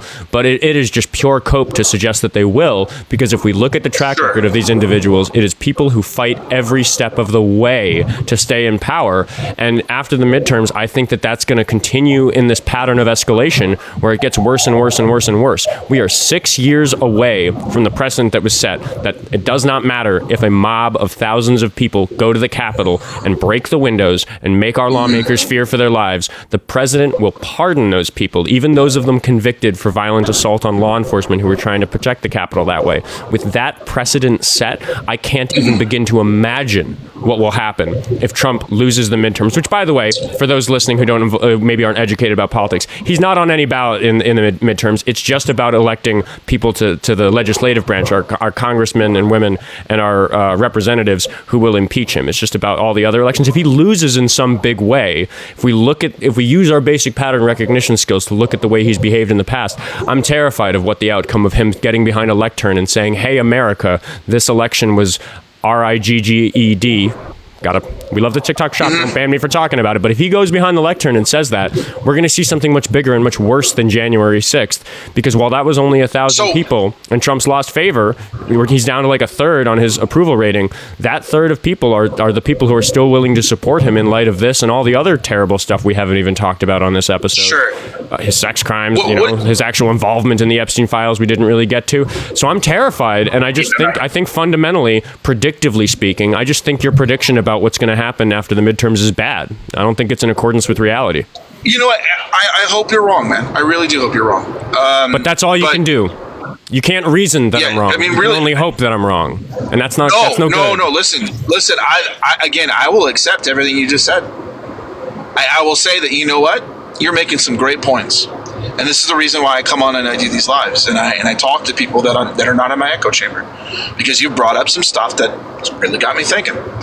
I will, however, ask you this question, because there is a possibility, however slight, that he pulls it off, that he actually wins in the midterms. Let's say he pulls it off and he doesn't lose the Senate, or he loses the Senate, but he keeps the House, or he keeps both chambers of Congress. What do you think the reaction from the body politic of the United States would be if he actually manages to win the House and the Senate? While I hate to admit it, because it does make it look like this is just a he said, she said about election security in this country, I understand statistics very well. I've like it's one of the areas in this thing that I'm actually really hyper knowledgeable about. I years and years ago read Nate Silver's book about how he created the prediction model for 538 that does such an incredible job of predicting the outcomes in bellwether counties and stuff like that. I know a lot about predicting elections, and the fact of the matter is that it's based on the polling data almost statistically impossible for the outcome that you just described to happen. So if he wins the midterms in the legislative branch in any serious way, either side, I'll have to look at the specific data. I'll have to look at what counties flipped to make it happen. But odds are I will look at that data and call bullshit, because I don't, from where I'm sitting right now in June, happy June, everybody, in June of 2026, I genuinely don't think it's statistically possible for the Republicans to win a free and fair midterms in November. So, and this is the scary part for me, okay? Because while I agree with everything you say in the sense that I'm giving you the good faith, you're a very knowledgeable young man. I appreciate the way that you conduct yourself. I'm not a knowledgeable young man. I just look younger than I am. Well, how old are you, if you don't mind me asking? I'm 30. Well, I'm 42. Okay. So you're a spring chicken to me. I would give anything to be 30 again. I'll try to make good use of these next 12 years. Well, it sounds like you're trying to do good things, and I respect that. I will say this, with all respect. How do we have a country going forward if each side is convinced that if the other one wins, that there's been some bullshit afoot? And how do we have a country going forward if we look at the person on the other end of the spectrum not as a person that we just disagree with, but as a potential enemy combatant? Well, there's two parts to that question, and the first one is the only path we have to stop us from having to consider the second. And there's been a number of times where it's come up in this conversation today, but there are a lot of other domains that we didn't get to where I will say the same thing. We need to hold some motherfuckers accountable for their contempt. That's fundamentally what it is. I think that if there's a legal change that needs to happen in this country, I think that we need to have some enforcement mechanism against politicians just lying through their teeth to their constituents, saying things that have been demonstrated to be completely false. But we actually already have such a mechanism for when those lies are told in the chambers of Congress, in the Capitol building. We're supposed to hold people in contempt of Congress if they lie to Congress. And all of this is happening because the people who are in control, who are actually making decisions, who actually have legal authority over these situations, the people who have the legal authority to 25 the president out of the Oval Office, the people who have the legal authority in the military, we're talking about people like Pete Hegseth, these are people who would be ousted from their positions if they would go to prison for contempt of Congress. So if we just obeyed the laws, the problem would actually go away, because you wouldn't be able to operate in the way that the Republicans have been, that have allowed them to make it this far with this authoritarian strategy of slowly taking over the legal system by throwing shit at the wall for, at this point, more than a decade, and just calling it a win when something sticks, so that the public hasn't noticed that the precedent has been shifted towards an authoritarian bias that allows the Republicans to get away with this sort of behavior. Well, I think that kind of scratches the surface, because as Dwight Schrute famously said, if wishes and buts were candy and nuts, we'd all have a merry Unkerdankfest, or however he says it. I agree with you. I think people do need to be held accountable. I think a congressman need to be held accountable for the open bribery that they accept, and the idea that they're being led around the nose by a third nation. I also think the Democrats need to be held accountable for the refusal to vote in reforms like universal health care or Medicaid for all. It feels like every time they get the chance to do that, they come up with an excuse not to. Republicans suck. I'm a Republican. I'm going to tell you this. I'm pissed off at my party. I'm pissed off at what it's become. I'm also pissed off at my party. You got some valid criticisms of the Democrats. Sure. The fact is our leadership is failing us. That's So I'll say this, man. Oskar, I believe is that your real name, Oskar? Yep. I'm Arthur. It's nice to meet you. I will say this, my friend. If it comes down to it, and there's a war, and a right-wing squad is coming after you, I'll hide you in my basement, and I would just ask that you keep a spot for me and yours, and maybe some dialogue can be the thing that maybe convinces each other that maybe we're not each other's enemies. It's just the people at the top, and I think that's where real change is going to come, where we look at each other as fellow Americans and not people that are just evil and beyond contempt. Like I said, I'll stand with anyone, and I don't care what your affiliation is, your religion, your sexual orientation, to stop evil, and I will stand against everyone to fight evil. I'm not interested in politics. I'm interested in what's best for America, and right now I'm just losing all faith in the people that are calling the shots, and I regret my vote, and I think that there's a lot of healing that's going to need to happen over these next couple of years on both sides of the aisle. So as a show of contrition and good faith, I just want to say God bless you, man. I hope that you have nothing but happiness and success, and I'm really hoping for the best come November. And hopefully I'll come back on your show in November and say, hey, man, I think we're okay. And I obviously hope I'm wrong about a lot of this stuff, but you said something that I want to point out and highlight, and I really appreciate something you said there, because a lot of people balk at the prospect of civil war in this country, but I don't, because I know history too well to not be really grievously concerned about a country as large as this one with as many firearms in it as this one when the Constitution isn't being followed, because history lays it out pretty clearly what happens when a country's Constitution isn't being followed. And usually it leads to a better Constitution being in place, but there's a lot of terrible stuff that happens in the middle that I don't want to see. I don't want that war to start. I just want us to go back to constitutional order. I just want us to go back to law and order. But you said something about the prospect of it going south that I so appreciate from you as a patriot, as somebody who took an oath to defend and uphold the Constitution, which is that in your hypothetical, you referred to the bad guys as rebels, because people ask me if I'm going to be a rebel when the Civil War starts, and I say no, I'm going to be on the side of the Constitution. So whoever it is I'm fighting against, they're the rebels. And I appreciate that that's obvious to you. Yeah, I took an oath to support and defend the Constitution against all enemies of foreign and domestic. There's no expiration date on that. And if I see somebody who's I just, like, for example, the last guy that came on to the call that claimed he was a major, he had said something about the Constitution being not used.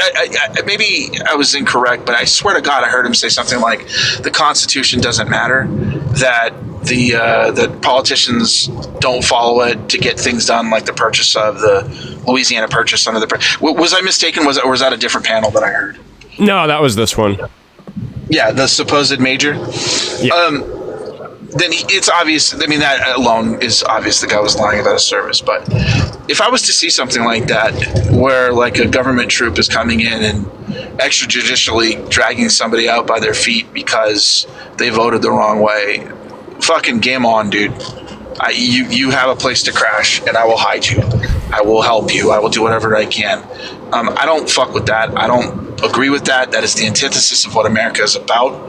And I agree with you. The people that are cheering on these civil wars and they talk about, oh, we need this. I'm telling you right now, they have no idea what they're talking about. They don't understand the horror that comes when your cousin is on the other end and you're literally fighting people that 5 seconds ago were your family and friends. I don't wish that on my worst enemy. History is replete with atrocities committed in the name of, well, I was right, you're wrong.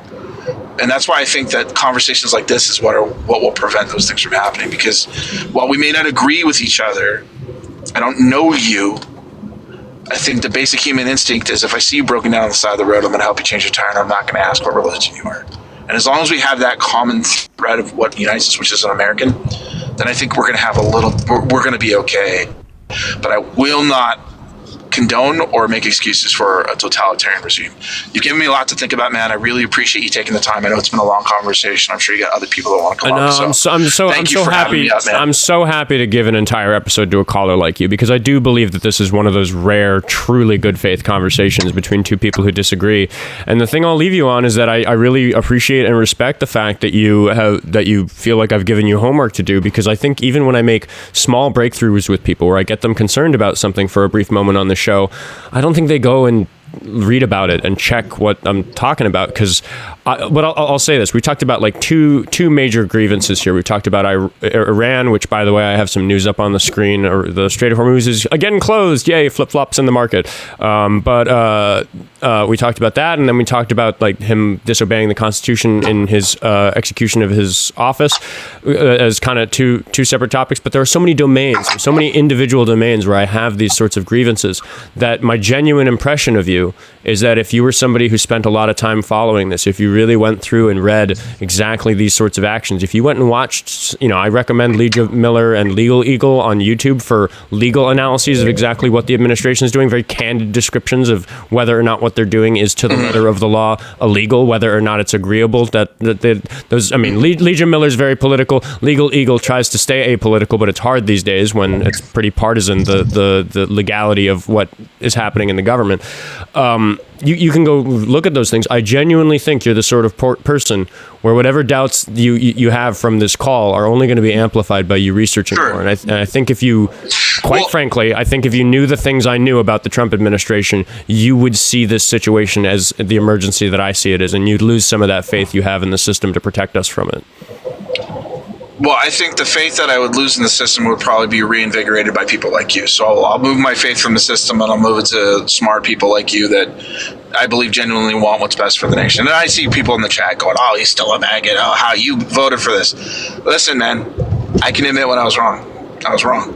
And I think that if you're going to try to get people on your side, it's just like I look at the Amazon strike, right? When Amazon workers went on strike, they were Republicans and Democrats.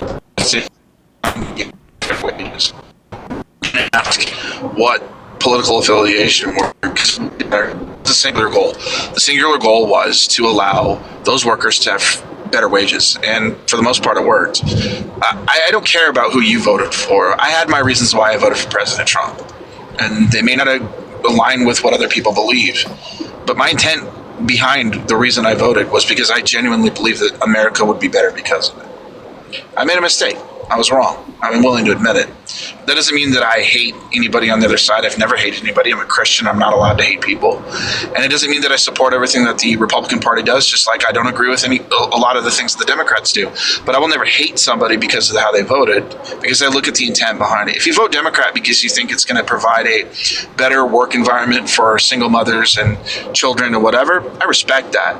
I may not agree with some of the policies of the Democratic Party, but I'm never going to impugn a person's character because they don't align 100% with me. I don't want the perfect to be the enemy of the good. So while many people probably won't, quote unquote, forgive me for voting the way that I did, it won't change me from trying to just stand for what's right. And like I said before, I genuinely believe that going into this, I thought, hey, things are going to be better. I'm not pleased with what has occurred. I have already made myself very vocal about this.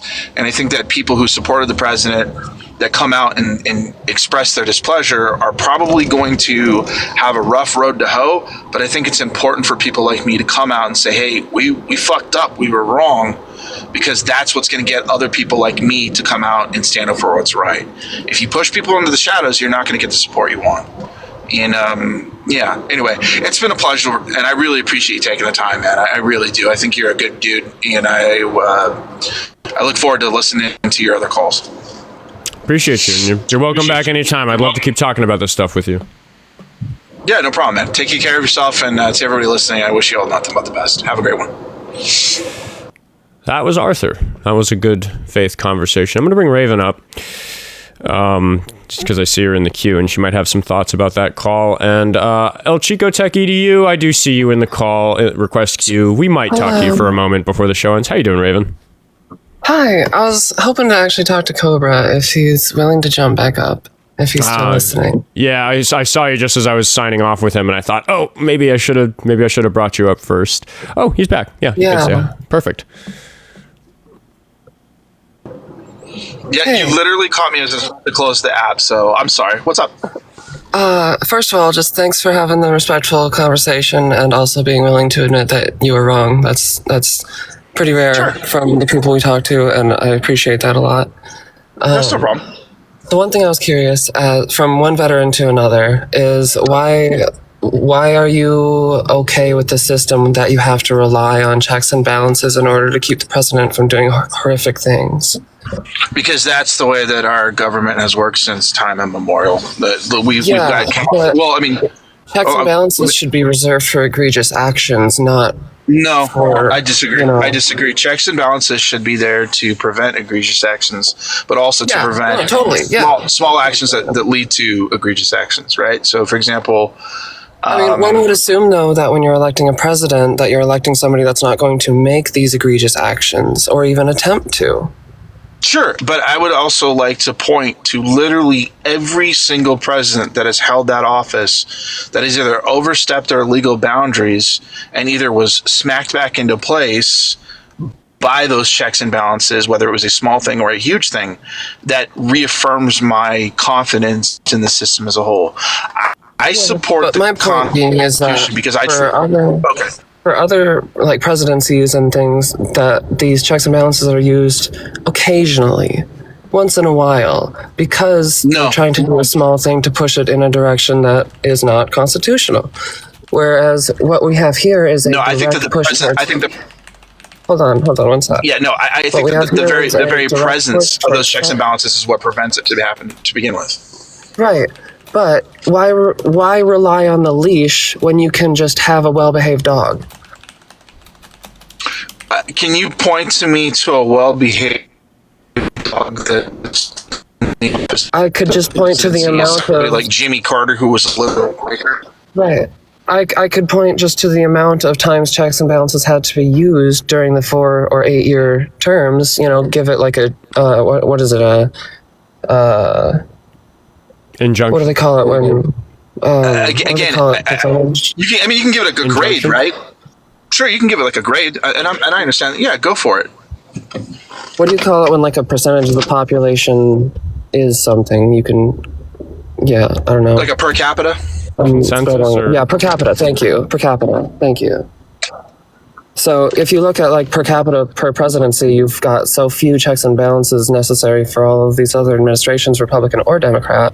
And now we have one that is just rampantly running his face into the wall to see how many walls he can break. So I want to push back on what you just said. The checks and balances are still the same across the board. The rules of the game are the same for every president. It's the Constitution. The presence of those. Allow me to finish. Allow me to finish my point. The presence of the checks and balance, the presence of those laws. The whole point of the Constitution is telling the government what they're not allowed to do. That's why the first 10 articles start with "the government shall not, may not, whatever." Right. Let me give you a situation real quick. Well, if you allow me to finish my point, what I was saying is that we do have. Your point is that you're still just standing on the fact that they exist, and therefore they work. If you let me finish my sentence, then you'll understand what my point actually was. Unless you'd like me to mute up and just hear you, and I don't want to be disrespectful or cut you off, but right. So the mere presence of the rules of the game is what gives me faith in my system. The idea, though, that somehow some president just comes in and just says, "Fuck it." We're not playing by these rules anymore. I just don't foresee that happening without a huge shitstorm following. And I'm not just talking about from like government officials. I'm talking about from the body politic. Go ahead. All right, but let me give you a situation here to explain why just because the rules are in place, that means that they're going to be followed doesn't really work out. So if you had somebody that was a convicted, either way, if you had somebody that was a convicted murderer, like serial killer, and you had somebody that is an educator, which one of those two people are you going to choose to put in charge of 10 children? Because murder is still illegal. The laws are in place to make him so he shouldn't kill children. Right. I don't accept the premise of this question because it's so vague that I could point to something and say, okay. Hold on. Allow me to jump in here. I'll make it real because we didn't talk much about DHS and stuff like that, but I'll just talk about the close to home example for me, which is that I have neighbors who are dead because of Trump's decision making. I have neighbors who would be dead, who wouldn't be dead if Kamala Harris had won the election. There are people who've died, and the checks and balances are not going to save those people. So we can make it real and say what's happening is bad. And, I'm not impressed that the checks and balances work most of the time. We literally had it as a 10 or 15 minute section of today's episode where we discuss the fact that it's still an enormous problem if the checks and balances work most of the time, because it dilutes the number of examples that slip through the cracks. And Alex Preddy wouldn't have been shot 10 times if DHS hadn't hired a bunch of poorly trained employees who weren't going to follow DHS use of force guidelines, which they very clearly violated in both the Renee Good and Alex Preddy shooting. And those are actions that the president has supported, both before and after they happened. Even if checks and balances work, harm still happens. Allow me to respond to that. The part of the checks and balances is that there are repercussions for violating those rules. As an example, and I'm shocked that the state of Minnesota... What are the repercussions for... Again, if you allow me to finish the sentence, that'd be wonderful. I appreciate it.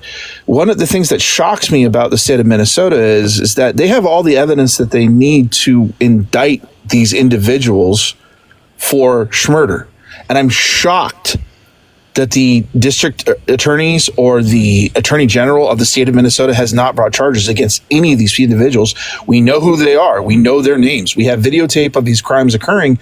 And yet, the democratically controlled... I'm going to respond directly, which is that when it comes to high-profile cases with capital charges, like we expect in these two shootings, the prosecutors have to be wildly careful about getting their ducks in a row before they make the charges to ensure that they will stick and they won't blunder the case. And the exact reason that they have failed to do that, because it is important that you've pointed out that they failed to do that, is because in both cases of Renee Good and Alex Preddy, the federal government illegally and unprecedentedly withheld all evidence that they'd gathered from the cases from the state investigation, which was supposed to happen independently at the same time. It was wildly unprecedented and illegal for them to do that. I think one of the cases they've released the evidence recently, but it's been months, and we have to maybe not trust the quality of that evidence after all this time. Sure. So you're again blaming something. You're blaming an outcome on the Democrats. Well, you referred to the prosecutors here. You're talking about. I'm going to finish, which is that you're saying that it's on the.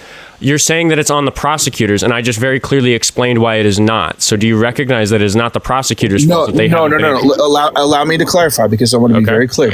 Okay, I want to be very clear. I am not blaming the prosecutors. What I am stating is this. First of all, there is no statute of limitation on murder. They can prosecute this case after the administration goes. They can prosecute it tomorrow if they choose to. All they need to do is impanel a grand jury. That is it. That's all they have to do. And for all we know, they've already started that process. Do you recognize... I'm going to interrupt because I feel like you're giving... You missed the point of what I said, which is that when it comes to big, high-profile capital charges, it's very important they get the exact nature of the charges right, or they might get thrown out. So it creates a delay in justice. It creates a delay. More people can die during the time that it takes for us to learn that ICE agents will be prosecuted for murdering people. If somebody dies tomorrow because an ICE agent shoots them, I will sit here and say, if we hadn't had a delay in getting these people charged, which you're saying it's just a delay, I think potentially they're not going to be charged at all, at least not until we have like a new administration to do something about it at a federal level. But if somebody dies tomorrow, it will be the fault of the people who withheld the evidence in the Alex Preddy and Renee Good case, because if those cases had made it through the courts faster, if those charges had been sent by the prosecutors sooner, we can address this problem faster, which gets back to why I brought this up in the first place, which is that it doesn't matter if the checks and balances eventually correctly say who was in the right and who was wrong. It doesn't, tell that to the families of the people who are going to die. No. Listen. Laws on the books don't prevent crime. I think we can all agree on this. A law that says you're not allowed to drink and drive is not going to prevent somebody from getting into a vehicle if they choose to do these things. But it does provide consequences for violating those laws. There are consequences for violating a law. Now, whether those consequences are enforced is specifically intended. What you're missing here. I'm going to interrupt. I really am just going to. I'm going to be a little bit more aggressive and push back because you are again missing the point that you're right that crime is going to happen no matter what. But the issue is, if we're going to say that instead of any particular ICE agent, but it is ICE as a whole operating under Trump's administration, if that's the serial killer that we're talking about, we can prevent the serial killer from killing other people if we charge them for the people that they've already killed. And it is Trump's administration working against that happening in a timely manner, which is why the blood will continue to be on their hands. And I think that's really the core of my point that you're not responding to. Again, by the way, Oskar, we've had a pleasant conversation, so please don't take this as anything other than just me responding to what you're saying. You can get a little heated, it's okay. Yeah, I like to make my points succinctly, but also I try to lay things out so that people can follow. What I'm saying to you is, seriously, is I do believe that there will be charges filed against those agents that committed this horrendous crime. I believe that Alex Peretti was murdered. I want to be very clear with that. The fact that there was a weapon on the scene does not excuse them from opening fire on him, especially since we have video evidence that that weapon was removed and he wasn't a threat. I honestly think that those ICE agents recognized who he was from the week prior, and I hate the fact that these idiots are going on there, well, he kicked a car last week, so that means, fuck that. That guy had a constitutional right to protest his government and for redress of a grievance that he thought was being perpetrated on his community. He had every right to stand there. He had every right to be armed. It's a constitutional right.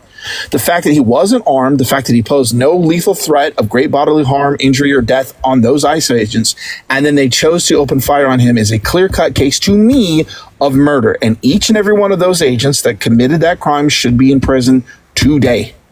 Period. So how do you feel that the federal government is actively working to make sure that does not happen? I feel That's like fundamentally the question here. Yeah. Yeah. So I feel like, first of all, I would have to see the evidence that they are, again, please allow me to finish. Okay.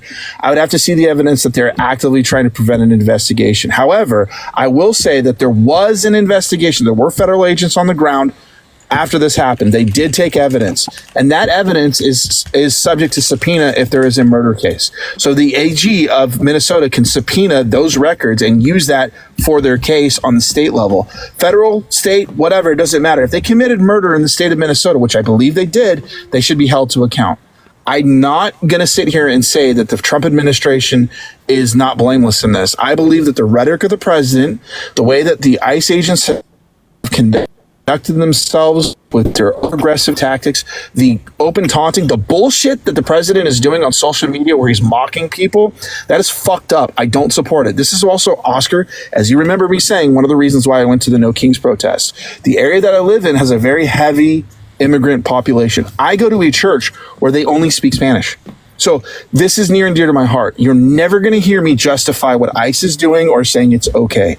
The reason I bring up checks and balances is if the law is followed and someone breaks the law, then they're held to account. Now, I don't know if the law is going to, or that the law breaking of those individuals that murdered this guy are going to be held to account by the feds, but I have faith that the state of Minnesota is going to drag their ass. I'm just going to jump in. There's a point that you might be missing here because you were a little wishy-washy about like, oh, there should be an investigation in the state or federal or something, but it is just like very, very clearly established that when a federal law enforcement officer kills a person in a state, two investigations happen, the federal level one and the state level one. It is a component of how transparency in these investigations work, in just the same way that if a police officer is involved in a shooting where there's doubt about whether or not it was a lawful shooting, it has to be a different department that investigates that police officer for obvious conflict of interest reasons, which is why while you were talking, I was scrolling on the screen, I literally just Google search evidence withheld Renee Good, Alex Peretti, and they like this thing about resisting the urge, the efforts of the state government. Can you scroll back up real quick? I'll go more slowly. Scroll back up real quick. There's a Right. Okay. So I'll read those articles now, and I appreciate those right now. Yeah, you can go do a similar Google search, but I just want you to educate yourself on the fact that the federal government is working very hard to prevent justice, which is just kind of a cherry on this shit sundae of them working against the legal system throughout Trump's second term. Yeah, and I hope that you understand that I'm not excusing or agreeing with it at all. We're still operating on the fact that Cobra is operating on the fact that he assumes that the justice system is operating in good faith and not for the president. Yeah, I don't see the state of Minnesota operating for the president. Sorry, the federal government, the Department of Justice. Yeah, the Department of DOJ. Justice is being independent is going to operate on behalf of the president because he heads the Justice Department. Did you say obviously? The Department of Justice. I said it's obvious that the Department of Justice. Are you gonna? Yeah. Have you noticed how you get real misogynistic when we interact? The Department of Justice. The Department of Justice is supposed to act done anything misogynistic. I will just point out, Cobra, I will just point out that... Wait, are you calling me misogynist because I'm asking a question? Cobra, I'm gonna address the claim that the chat has been making since Raven came on that you're a misogynist, which is that there's a little bit of a delay, there's a little bit of some phone issues, and I'm very, very experienced with trying to make sure that these calls are functional. So there are particular things that I'm super duper good at in terms of knowing when to cut you off and when to let these things flow. And Raven also has that skill set, but the way that you react to Raven leveraging that skill set in order to keep the conversation flowing has, to my eye, been very different than when I do it. And the audience tends to assume, because it happens a lot on the show, that when a caller comes up and behaves very differently with a female voice versus a female presenting voice versus a male presenting voice, that's probably from some sort of latent misogyny. Raven, am I on the right page? Yeah, totally. Even if it's subconscious. First of all, I'm not going to do the whole subconscious thing. I'm just going to tell you right now, I'm not a misogynist. And the audience can judge. If you believe that, I have a call. Your refusal to even acknowledge that you may be doing it on accident is actually misogyny, just layering it on there. Okay, so basically what you're going to do is... what you're going to do... See, this is exactly what I mean. You're trying to minimize me by treating me like a child and infantilizing me. Yeah, except I'm not. I'm treating you like an adult because I'm talking to you like an adult. If you want me to infantilize now you are. Wow, notice the tone change? I would also like to point out that Raven didn't say anything. I'm the one who said all of that, and you're attacking her for it.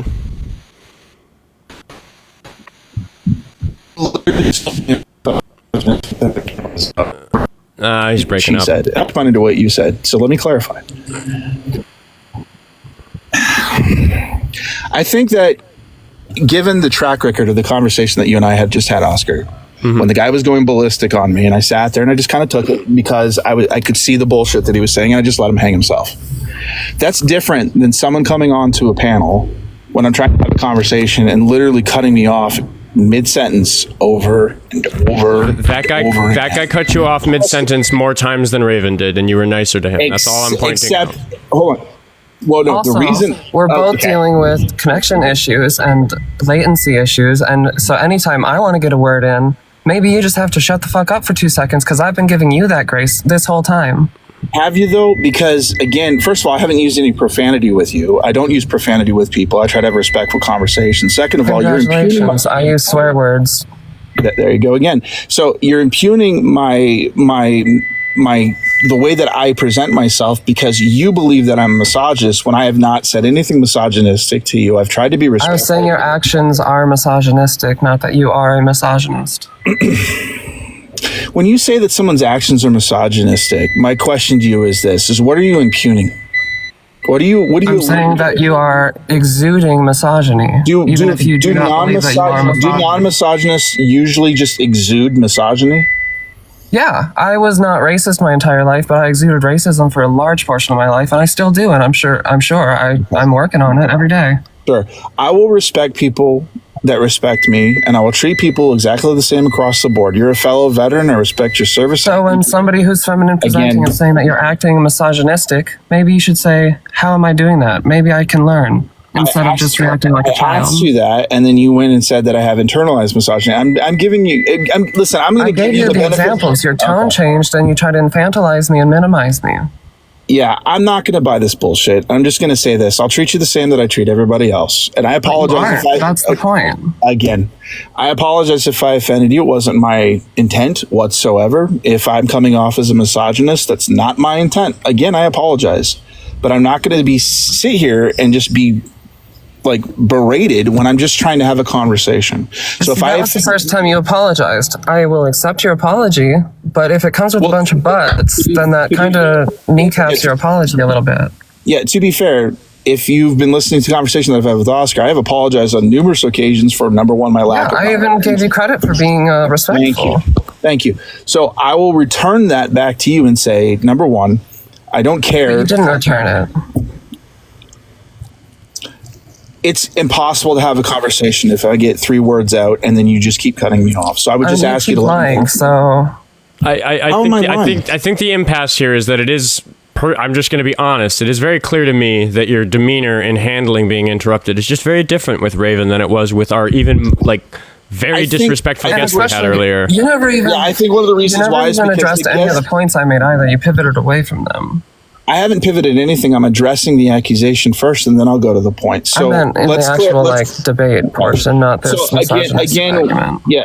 Again, with the, just to address you, sir, when you said that the way that I treated the other guest compared to the way that I'm treating Raven, it's because the other guest was making outlandish claims that were easily stupid. Like, it's like, you're a coward, you're not a real veteran. That's stupid.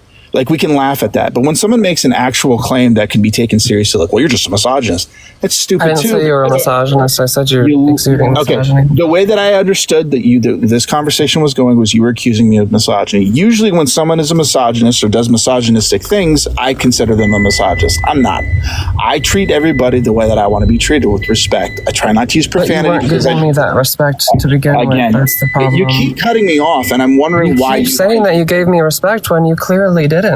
Yeah, I've apologized to you. I'm giving you respect now. I'm asking that you return that respect by not cutting me off every time I open my mouth. I think we can agree to that, can we? And I said I will accept your apology if it doesn't come with a bunch of buts. There's no but. I'm just asking you not to cut me off. And I'm saying we have latency issues, so you're going to have to respect the fact that we're both trying to make this conversation work. And when I try to get a word in, you treat me with disrespect. I will mute up and let you say whatever you want, and then you can mute, and I'll say whatever I want. And when I see that mute button come off, I'll stop talking. Does that sound like a fair compromise? No, I'm just saying operate with a little decency. I don't think I've been undecent to you whatsoever. I haven't called you a name. I've apologized. Literally everybody here is telling you otherwise. I don't care what everybody says. I'm telling you what I feel and how I treat. If this is the conversation you want to have, remember, you invited me up. If you're your only form of self, like... I'm not here for myself. Confirmation, then you're in an echo chamber. At what point does this conversation devolve from a... I would love to get back on the point if you're able to just treat me with respect. I've told you I will take your apology and we can move on. Sure, let's move on. It's obvious that we're at an impasse. So I still don't think you've ever addressed the fact of why are we relying on these checks and balances when you could just elect somebody that actually wants to follow the rules. I'm sorry, say that one more time. You haven't demonstrated why Democrats weren't a valid option when Trump so clearly wanted to violate the Constitution. Because, are you talking about why I voted for him this time around? To be clear, I don't know if you caught the entire conversation. We are talking to somebody who regrets his vote, but just doesn't recognize that it's as big an emergency it is and that we need to get Trump out of the White House. So he does regret... He also hasn't demonstrated why the Democrats aren't a good option. And like what fooled him into Trump? Because he said no new wars, but Democrats didn't want new wars. So what? That's a great question. So one of the things that got me was when President Biden was asked about his red line with Israel. And he said, I have no red line with Israel. I'm not there's nothing Bibi Netanyahu can do to get me to not support him. And then Vice President Harris went on to The View and was asked by Sonny Hostin, well, what would you do differently? And she said nothing. And then when the Democrats had the opportunity to seat Palestinian delegates at the DNC and they refused to, those things to me were kind of off-putting. So you're going to pick out... Again, if I can finish my point, I would appreciate it. So I looked at the Democrats and I still viewed them as a viable option up until that point. Then I looked at President Trump and I said, okay, given the fact that he's already been president once, with his foreign policy, he's buddies with Bibi, maybe he can talk some fucking sense into this dude to tell him to stop with the bombing in Gaza. Maybe his cult of personality with Bibi was he can kind of use this as a political campaign to say, hey man, cool it the fuck off. I promised my people that I would end the war in Gaza. I promised them, he made a lot of promises that based on his prior administration, as far as military action goes, as a veteran of the Iraq War, someone who's actually been in combat, I looked at and go, all right, maybe he can stop this. Maybe. And there's that maybe there. There was that glimmer of hope. Whereas I looked at what Biden said about not having any qualms with what Bibi was doing, about continuing the support of Ukraine with their funding, with their war with Russia, about the constant drum beating about how NATO needs to do this and NATO needs to do that, and we're not going to stop until there's regime change in places like Russia. And I said, you know what, I'm going to roll the dice with the guy. I don't like him personally, but he's already agreed and he's campaigning on peace. I'll give him a shot. I was literally said he wants to level Gaza and make it a resort. Yeah, after he became president, not prior. No, that was on the campaign trail. Can you show me where he said that on the campaign trail, that he would level Gaza and turn it into a resort? Oscar, are you able to pull that up? I'm in my car. Yeah, absolutely. Sorry, give me the prompt again. I was a little distracted by something in the YouTube chat. Trump says he wants to level Gaza and absolutely resorts or something. Yeah, she said that it happened on the campaign trail. I'm just curious as to when that happened. Yeah, I'll pull that up right now. He did say that he was essentially going to remove all the people from it, pave the thing flat, and turn it into like a vacation resort. That's and as far as I know, he said that after he was president. Now, if he said it prior to, I didn't hear it, in which case that's fucking disgusting and I rebel against it. Post-war Gaza. Let's see. This is more recent. Let's see. Try adding in campaign, maybe. Yeah. You guys keep talking. I'll find a good source for this. Yeah. While he's looking for that, I still want to know your thoughts on this hypothetical. You have an educator and a convicted murderer, and the laws always say you can't murder children. Which one are you going to put in a room with 10 kids? Again, I don't accept the premise of this question. It's a hypothetical. It doesn't make sense. Hypotheticals are how we deal with life. We talk over hypothetical situations. Who was the person that he murdered? He's a serial killer. He just kills for fun. Then he wouldn't be on the streets. And so the hypothetical doesn't make sense. See, you're trying to be too logical about this. We just have two people. Logical is kind of how I do things. I like being logical. You're adding facts in that are unnecessary just in order to try to minimize the conversation. Not really. I'm not trying to minimize the conversation. I think I understand what your point is, but I mean, you're saying you don't accept it. All right. Okay. I'll tell you what. Let's go about what you're saying. If would I let a bad person watch my children? No, absolutely not. No, I would not. Then why would you let a bad person run the country when you have somebody that's been in government their entire life and is very experienced in government? Why wouldn't you? Who's also a bad person? How? Again, explain it. Which person do you want to point to me? A politician that you think is a good person? I'll tell you either bad. I mean, the election was Kamala versus Trump. Kamala wasn't the one that wants to Kamala Harris roll back human rights. Yeah, Kamala Harris refused to defend or actually appealed for her state to keep prisoners past their sentence because they needed people to fight fires in California. I think that makes them her a bad person. Kamala Harris bragged about putting single mothers in jail for their children being truant. I think that makes her a bad person. I think Kamala Harris was a hypocrite when it came to marijuana, when she was locking people up in jail for distribution and for using marijuana while laughing about how in her college days, which turned out to be a lie, that she was smoking marijuana. That makes her a bad person. I'm not going to sit here and say this person's good, this person's bad. I think everybody has their faults and everybody has their strengths. Okay. Do I think Kamala Harris... How does that at all measure up to the mountain of evil that Trump has? Again, what do you base evil on? Where do you get your idea of this is evil? He wants to be a dictator. He said so himself. He said he wants his administration to be as loyal as Hitler's generals. Did he say the word Hitler's generals, and when did he say that?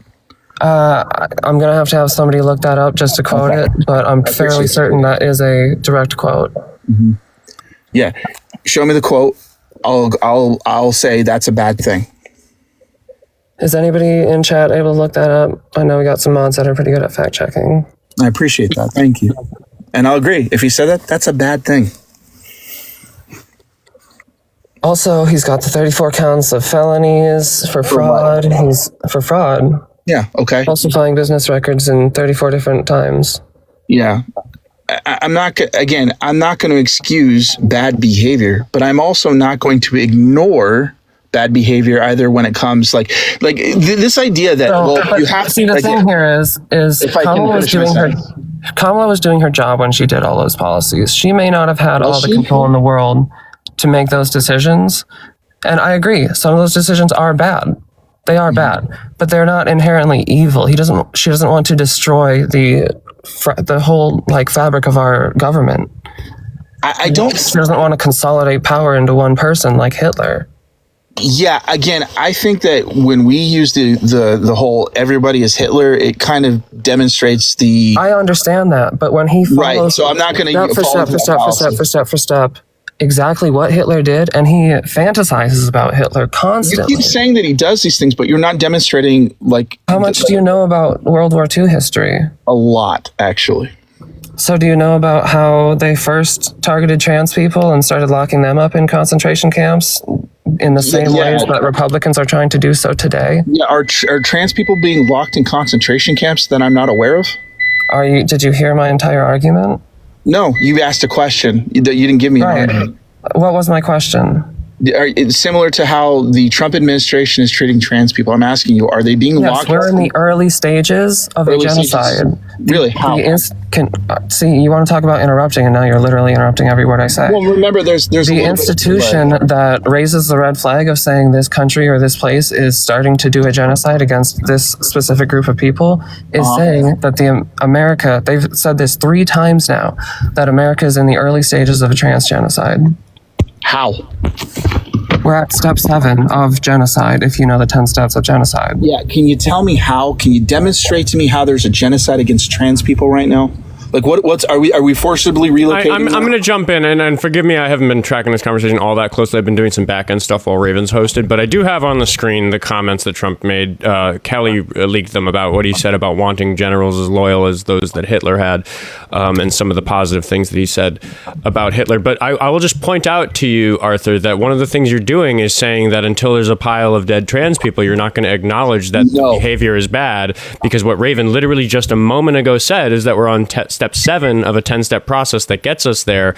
And one of the things that's really common in the lead up to genocides against people is like limiting their rights in ways that are not kosher. And, Trump also tried to take firearms away from trans individuals, which is a flagrant violation of the Second Amendment, if we're going to continue to talk about his constitutional violations. So what also, Raven's like I saying said, here the is... institute that raises the red flag for genocide is saying that we are in early stages of genocide. So there's nothing really to say about that. Again, I'm asking you to demonstrate what those steps of genocide are. I'm genuinely... The early stages are trying to legislate them out of social life, aka bathroom bans, drag bill bans, gender presentation bans. All those things are currently happening right now in America. Can you show me where it's illegal for a biological man to put on a dress? I believe Ohio is trying to pass that. Trying to pass or has passed it? Why do you think that makes a difference? Yeah, you're moving the goalpost, dude. Like, I'm really not making we laid out a bunch of stuff that's bad, but you're so stuck on the idea of law and order that you can't even recognize that it's bad that they're trying to do these things. I don't think that you guys have heard anything I've just said. I agree that would be bad, but I'm asking you to demonstrate. But you also continue dismissing everything that I'm bringing to you. I'm not dismissing you, ma'am. You said, show me. I said, I gave you the info, and now you're saying, well, if that does it is happening. There has been no law passed as of today that says that a man is not allowed to put on a dress. If that ever happens, that will be appealed, it will be overturned, and it will be like what are we talking about? Why do you think it's okay for a party to even attempt these actions? I don't. Where did I say it was okay? You voted Republican. You're defending Trump. Wait. Hold on. I just want to be very clear. The fact that I voted Republican means that I'm responsible for every bad thing that happens. Considering trans issues were the number one topic that they focused on, like you can look at the money that they spent on ads, and the number one topic was trans. And you said, you know what? I see them trying to dehumanize a group of Americans, and that's okay as long as I get a benefit from it. Yeah, first of all, that's a lie. The number one topic that they spent money on was not trans issues. It was immigration. Second of all, the most effective ad that they made was an anti-trans ad. I grant that. It was the she's with they, them, he's with you. That was the point. That is literally dehumanizing. And you said, that's my party. Did I say that? Were you there when I voted for it? You voted for it. Let me ask you a question. Did you vote for Democrats? Yeah. Do you support the war in Gaza? No. Okay, but you voted for it. Democrats don't support the war in Gaza either. Really? Because the Biden administration sent millions of dollars to Bibi Netanyahu and said that there was no red line that Bibi Netanyahu could cross. And while October 7th was happening, it was... this is why I want again, socialist Democrats to be in. I want to primary all these Democrats I also out. just need to jump in and point out that, like, right now, because Raven just brought up the fact that, like, maybe we're a little bit more left than a lot of establishment Democrats. You brought up a topic where we're not happy with either side. The Republicans support Israel in a way we don't like. The Democrats support Israel in a way that we don't like. Right. The Democrats were going to try to do it without killing as many people as the Republicans, which is really where the difference lies for us. But we can put that aside for a moment. And they weren't going to roll in the glory of making it a resort. Yeah. So we can put that aside for a moment and say that you're bringing that up in a rebuttal where the issue of trans people is not both sides do it. You know, it just isn't a good argument against what we're talking about. The argument that she's making was that I voted for it, so I'm responsible. So my rebuttal was, well, you voted for Democrats, and they are the ones that helped to initially fund the current genocide. Neither party are doing exactly what we want on Israel, so we can't get what we want. I agree. And I'm trying to make the point that just because you vote for something doesn't mean you're responsible for everything you do. I will have you guys know. If you're not willing to hold them accountable, you are responsible for it. Let me finish what I'm trying to say about this, which is that we can vote for somebody and say, oh my gosh, I have to vote for this party that's going to support Israel in a way that I don't like. What a shame. The other side was going to be much worse about it. What Raven is saying is that you supported a party that was very much against trans individuals having basic civil rights, and I'd like to hear your defense for why that was the lesser of two evils. I'm not saying it was the lesser of two evils. I'm going to be completely honest with you. Trans issues, I don't care about trans issues because I'm not transgendered. I don't understand it, but I'm not against it. And I think privilege. That's again, hold on. Again, I don't feel like I have the authority to speak on those issues, but I would never wish them harm. Now, again, you voted for our harm. Again, if you'll allow me to finish the sentence, because now I am getting angry. You've accused me of voting for harm against you. And I've already come on to this panel and apologized for my vote. I've already apologized for the lies that I was fed and for being gullible enough to believe them. But I also believe that an individual's reason for voting for something is why they vote. That if a party breaks their promise or does something evil, that individual, while culpable in the idea that they did put that person in office, still has some redeemable quality where they can stand up and say, fuck this, enough of that. You say that because I voted for the Republicans, that I'm responsible for every bad thing that a Republican does nationwide because that's my party. Then I'm saying when they advertised it and you decided to look past it, that's what I'm trying to dissect. I'm with Raven on pushing back at this point in your explanation because, again if you'll let me finish my point. I'm not actually going to let you finish because what you're missing is that we're not saying to you that you're responsible for everything that the party does because you voted for it. You are responsible for the fact that you voted for the party in spite of how terribly the party was going to treat trans people. That's what we're saying. I don't have anything against transgender individuals. When I pulled the lever, it had nothing to do with trans rights, gay rights, civil rights, whatever. It should have, though. It should have is what we're saying. You know what? Of course it should have. And I should be able to go back in a time machine and undo this. But you know what else I've done over the past 2 years is I've learned a lot of shit that I wasn't aware of. That's what I'm trying to say is I wasn't cognizant of these things that were happening because, again, transgender issues at the time were not at the forefront of my mind. But you'll also notice, Oskar, that I've been respectful for Raven with her pronouns. Do you know a lot of Republican MAGA guys that come on here that start to fucking, I'm not going to call you a woman. Yeah. I'm not going to use the pronouns. Of course. I'm trying to be respectful. What I'm demonstrating to you is I don't hold somebody responsible for every bad thing that happens because they voted for it. What I hold them responsible for is if every bad thing that happens because they voted for it and they stick with it anyway. And I'm telling you, just as like I told you before we got off the phone the first time and Raven asked that I come back was, I fucking reject what is happening. And I'm standing up and saying this was wrong. So I'm not going to be I'm not going to have a struggle session and be made to feel like I'm the worst person on earth. I'm willing to sit here and say I fucked up. I'm willing to learn. Let's move forward and try to fix this bullshit. And I even told Oskar that I'm going to vote Democrat in November. When you voted there, like I'm trying to get to the root of the issue to see what caused you to overlook the fact that the Republicans literally told you to your face that they're going to dehumanize trans people. Yeah, I don't sit on CNN all day. I don't watch Fox News all day. What I voted for was very simple. I'm a veteran of an armed war. I didn't want to go to war. I didn't want the Gaza thing to continue. Those are my two issues. Everything else, when it comes to like universal health care, those kinds of things, I didn't. Democrats consider- offered that same outcome, though. No, they didn't. When Joe Biden said that there was no red line that Bibi But Netanyahu... they were asked very specifically, do you support the war in Gaza? And they said no. Right. Let me ask you a question. How many Palestinian individuals were asked by asked the DNC to come out? Can we not pivot away from that? I'm not pivoting. I'm giving you an Kamala example. literally said that she doesn't want the war in Gaza. You know what? She said she didn't want the war, but she also said she wouldn't change the Biden administration's policy when it came to Gaza. And what did Biden do? And to Trump help said people no of new Gaza? wars, and he went to war. What's your point? Yeah. Again, do I have a time machine that I can go back in time? I was lied to. No, I've but you're already come not out and said that I was lied demonstrating. to. You're not demonstrating why you believe Trump and not Kamala.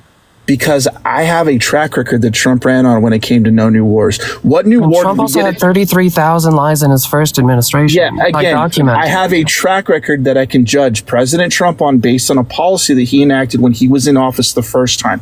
He said no new wars the first time. Did we get new wars in his first administration? Wasn't Ukraine? The answer is no. We didn't. So I judged based on his previous administration. When that did we needed Ukraine new and wars. Russia start? During the Biden administration. Okay, yeah, you're right. Yeah. Okay, so I looked at Trump and I said, okay, he says no new wars. He's friends with Bibi. He's telling Bibi that he's going to stop the war. You know what? At least I got a little bit of hope here, and that's why I'm voting for it. But I was wrong, and that's the point I'm getting at. I was lied to. I was wrong. So we either move forward or we live in. I guess I just don't understand, because Trump is an obvious liar. He lied 33,000 times in his first administration. He said he wants to level Gaza and turn it into a resort. Why do you believe that doesn't mean continuing the war? Did he say that after he was president or prior to? Prior to the current term. I did pull up the source. It was on the screen while you guys were talking. Yeah, I didn't see it. 2024. Wait. He said in October when? 24th, October? 2024. Middle East That's when posted October 17th. My bad. I thought it was 24th. Oh, can you keep scrolling? Because I'm actually reading this. One step at a time. Arrival. The House and Senate recess for a week. Keep going. That's what different spenders said. Well, so I'm in G. Keep going. Senator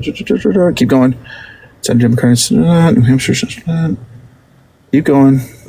I mean, you know, it's not great for the airtime to have you mutter the article on the air, but So it is a thing that he floated. Like, I looked it up and showed it to the audience live. Did he say that I'm going to level Gaza and turn it into a resort, or did he say that I want to open up Gaza so that they can have like a good economy? Because those are two different things. No, yeah, it was the former I'll one. read up on it, and if I'm wrong, Definitely the former. He talked about removing all the people. I could have sworn he did that after he was president, but I might be wrong, and I'll look it up. I'm willing to be wrong. I mean, I'm willing to, like, you know, we got really bogged down a second ago, and I am willing to say that if you were just wrong about all this when you voted, that's fine. I mean, it's obviously not fine, but I mean, it's fine that in this call that you're recognizing that. I guess the thing that we got stuck on a second ago is that I think that you probably should have been aware of a bunch of these things in November of 2024 when you cast your ballot. But I mean, it all boils down to the kind of the same thing, which is that we can sit and argue this minutia, but the fact of the matter is we have a president who's working very, very hard to take away people's rights and do a bunch of shit that the president shouldn't do. It's all part of the same process, whether we're talking about trans rights or we're talking about freedom of press. I mean, you know, Trump is trying to get people like Jimmy Kimmel shut down. When is it that he's going to start going after people like Dean Withers who do what I do? Or freedom of speech zones. What is that? Yeah, I don't know what you're talking about. As far as Dean Withers go, I'm not. He's just another host. He's like he's the most popular host who does what I'm doing right now. Is why I bring him up, because he'd be the first that he'd go after. But I just worry about all of that, and I find it very interesting to talk to you because you seem to have so much faith in the checks and balances that you're just willing to excuse a lot of tyrannical behavior from our leadership. I'm not excusing anything. I will call out evil when I see it. If I see evil, it's evil. Just like I told you before. Who am I planning to vote for in November? It ain't the fucking Republicans, dude. And so, again. Can I point out something, though? Yeah, go ahead. You also did acknowledge, really, that relying on the checks and balances still just allows harm, and you're just privileged enough to not be in the crosshairs of that harm? Yeah, except I am. I don't think you understand. I don't know if you guys heard what I said prior to you coming onto the live. I'm not white. And so the idea... You could be stopped by ICE just for existing. Yes, exactly. So there's no privilege there. And I think... that removes one of the privileges. I was going to say, there's other privilege. You are... sure, there's other privileges. I get it. I want to focus on the things that I can help with, the things that I can change, and I'm willing to acknowledge when I'm wrong. And I've already said this a million times.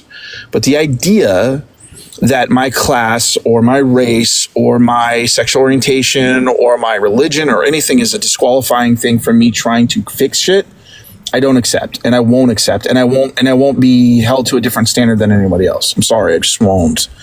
I think that I made a mistake when I voted for President Trump because I was fed a lie. By the way, I voted for President Trump through a mail-in ballot. And as far as I remember, it was in early October that I sent my ballot in. So if that comment came out after I voted for him, then I should have gone to the voting booth and fucking said, hey, I'd like to do a provisional, and I would revote. If I'd seen the idea of leveling Gaza, I would have fucking been shocked. But I didn't see it, and so I apologize for not seeing it. But it doesn't change the fact that President Biden said there was no red line that Bibi Netanyahu could cross. It doesn't change the fact that Kamala Harris said that she wouldn't change the policy when it comes to the Biden administration, when it comes to Israel. Can I push back on that connection just a smidge? Sure, of course. Like, I'll agree that Kamala's statement on I wouldn't change anything was not the best, but I think it's a little disingenuous to say that that means everything exactly as Biden did it would be the exact same and she would just continue everything exactly as he did it. I think it's a little disingenuous to take that like literally when you didn't take a lot of the things that Trump said literally. I don't accept what you just said, and here's the reason why. Because Kamala Harris had multiple chances to come out on her own and say, you know what, we're going to change the policy when it comes to Israel. I need you to understand one thing. Again, if you let me finish my sentence. When she had the ability to go to the state of Michigan when the state of Michigan was an open rebellion in places like Dearborn that were begging her to come out and condemn Israel and the war in Gaza. And instead of doing that, she would make platitude statements like, well, Israel has a right to defend itself. But you know what? The things that are happening in Gaza are also bad. Fuck that. I want somebody that's going to come out and say, no, I'm going to put a stop to this day one. And that was one of the things that influenced, because Trump lied, and he lied, right? But he came out and said, I'm going to put an end to the Gaza thing day one. I'm going to put an end to the Ukraine thing day one. He said, I'm the president of peace, no new wars. And I fucking bought into it. And that's the reason I voted for it. That was the thing that was important to me. People have different reasons for voting, and that was the big thing for me. Now, I made a mistake, like I said a million times before, and I'm doing a mea culpa, and I'm trying to do everything I can to educate myself so I don't fall for this bullshit again. But I can't go back in time. I can only move forward and say, fuck this. I'm never falling for this shit again. I guess what I'll say in response to that is that you are continuing to fall for it by putting this much emotional weight into concerns about the president that Kamala Harris would have been, because they're just a drop in the bucket against what the Trump administration does. I think if there was true moral, ethical, patriotic consistency in what you're saying, you'd be as freaked out as I am, and you'd be out in the streets not just on No King's Day, but every day you're available to do it. The only reason I'm not is because the show is so successful, and it's a better use of my time as a protester to sit here and talk to you than it is to be out on the street holding a sign. Yeah, well, one of the ways that I will do and get to that point is through education, right? Like, there's a lot of stuff that you brought up to me in the chat or in the conversation today that I wasn't aware of. You better fucking believe that when we get off of this, I'm going to go and read these articles and read these statements and look at the constitutionality of the things that he's doing and educate myself, so I'm not just some fucking plebe that sits on a TikTok live and goes, boy, that sounds good. Fuck that, man. I want to learn. I want to be better. I want to stop this from happening. I believe you when you say that, and I don't believe most people who tell me that. I do honestly believe you when you say that. So I apologize for my vote. It sucks that I was lied to. It sucks that I fell for the bullshit. It sucks that I was worked. So the question that I ask myself is, okay, well, where do we go from here? Well, where we go from here is, number one, I'm not going to fucking vote for a Republican probably ever again in my life. Number two, I'm going to start implementing things in my own personal life to say, you know what? Maybe that sounds a little bit too good to be true. Maybe I should do some investigation. Maybe I should do a little bit more education for myself. Maybe I should be a little bit more open to the idea that I could be wrong, which I am now. And number three is, I'm just going to treat people the way I want to be treated. I have this thing where, in my mind, I think everybody has good intent. I try to come at people from a point of positive intent. But where I lose the plot is where my morals or my motivation is impugned when people don't know who I am. And I'm trying to get away from that myself. So until I can do that, then I won't try to hold people to that same standard. I respect you guys. I want nothing but the best for you. And I think the only way that I can guarantee that is by educating myself and voting for policies that are good for all of America and not just my family and not just for the little pet issues that I have. I need to start looking at things and saying, okay, as a whole, is this going to be better for America or not? And if I can't say yes 100%, then I will never vote for a policy or a person that I cannot 100% get behind and say, yes, this is the policy that I want. I didn't know about the whole Ohio thing. I'm going to look into that. I didn't know about the whole Also look at Tennessee where they revoked trans people's license. Yeah, again, I'll look into all of this, right? Right. Yeah, I'm just trying to give you another point. Right, and I appreciate that, ma'am. With all due respect, again, see, I just called you ma'am. And I'm not saying that for a mea culpa. I'm just saying I'm trying to demonstrate that I am sincere. I don't care about popularity. I don't care about when people will say, well, you're a Republican, so you have to vote this way. You have to be a Zionist. Fuck that. I'm my own person. So I appreciate the constructive criticism. I appreciate the education. And I appreciate the opportunity to have this kind of a conversation. There are things that I need to learn and I need to grow, and I'm willing to do that. And I would hope that regardless of how we vote, we can still come together as Americans and say, this is right, this is wrong. And I'm willing to do that on my side. And I think you guys are willing to do it on yours. And I think this is where we move forward. I'm willing to end it on that note. You got anything, Raven? No, that sounds about right. I do say thanks for at least being open to this. Yeah. Yeah, I'd love to have you back on. Not soon, like in a month or so. Also, how about I come back on after the election? You can come back on anytime you want. I'm just saying I would love to hear from the version of you that's done some of the homework that you're going to say that you've said you're I think do. I think that after the election, because we talked about his response to the election, I think that we'll have a clearer picture of where we're headed as a nation, whether the Democrats have control or the Republicans do. And I also think that given that much time, what is it, 5 months? That will give me enough time to do some research and to learn a little bit more. And maybe I will be a completely different person when we talk. Maybe I'll be like a die-in-the-wool socialist, ready to rock and roll, and which is crazy because I kind of feel like I'm already leaning that way anyway because I want universal health care and universal basic income, but whatever. Yeah, anyway, you've begun to drink the tea of us just wanting life to be nice for everybody. Well, I'm a Christian, man. I want the best for everybody. I don't hate anybody. I don't want anyone to suffer, and it bothers me when I see people that call themselves Christian laugh at the misfortune of others, and it bothers me when I see people that don't believe what I do try to tell me how I believe. I just listen, man. I just want to be left alone, honestly, and I want other people just to be able to live how they want and not be fucked with. I don't think that's a big ask, but I know it's going to take a lot to get there. May I give you something to maybe think about for when you're doing your research? Sure, absolutely. I appreciate it. I really do respect how much it seems like you're actually going to go into this and do your homework. And I want you to consider while you're doing this that the checks and balances may be corrupt. I want you to go into that with the mindset that our checks and balances may not be 100% intact, and be open-minded to seeing the corruption that's unfolding in front of our eyes. Yeah, sure, absolutely. Again, I'm willing to go into this eyes open, ready to learn. I don't like preconceived notions because that gets in the way of actual education. Yeah, totally. And I will say that, if you do start to see this corruption, I don't have a good answer for what to do next, because that starts getting into, pretty sketchy 2A territory. But yeah, I'm not interested in violence. Right, neither am I. I am very anti-war.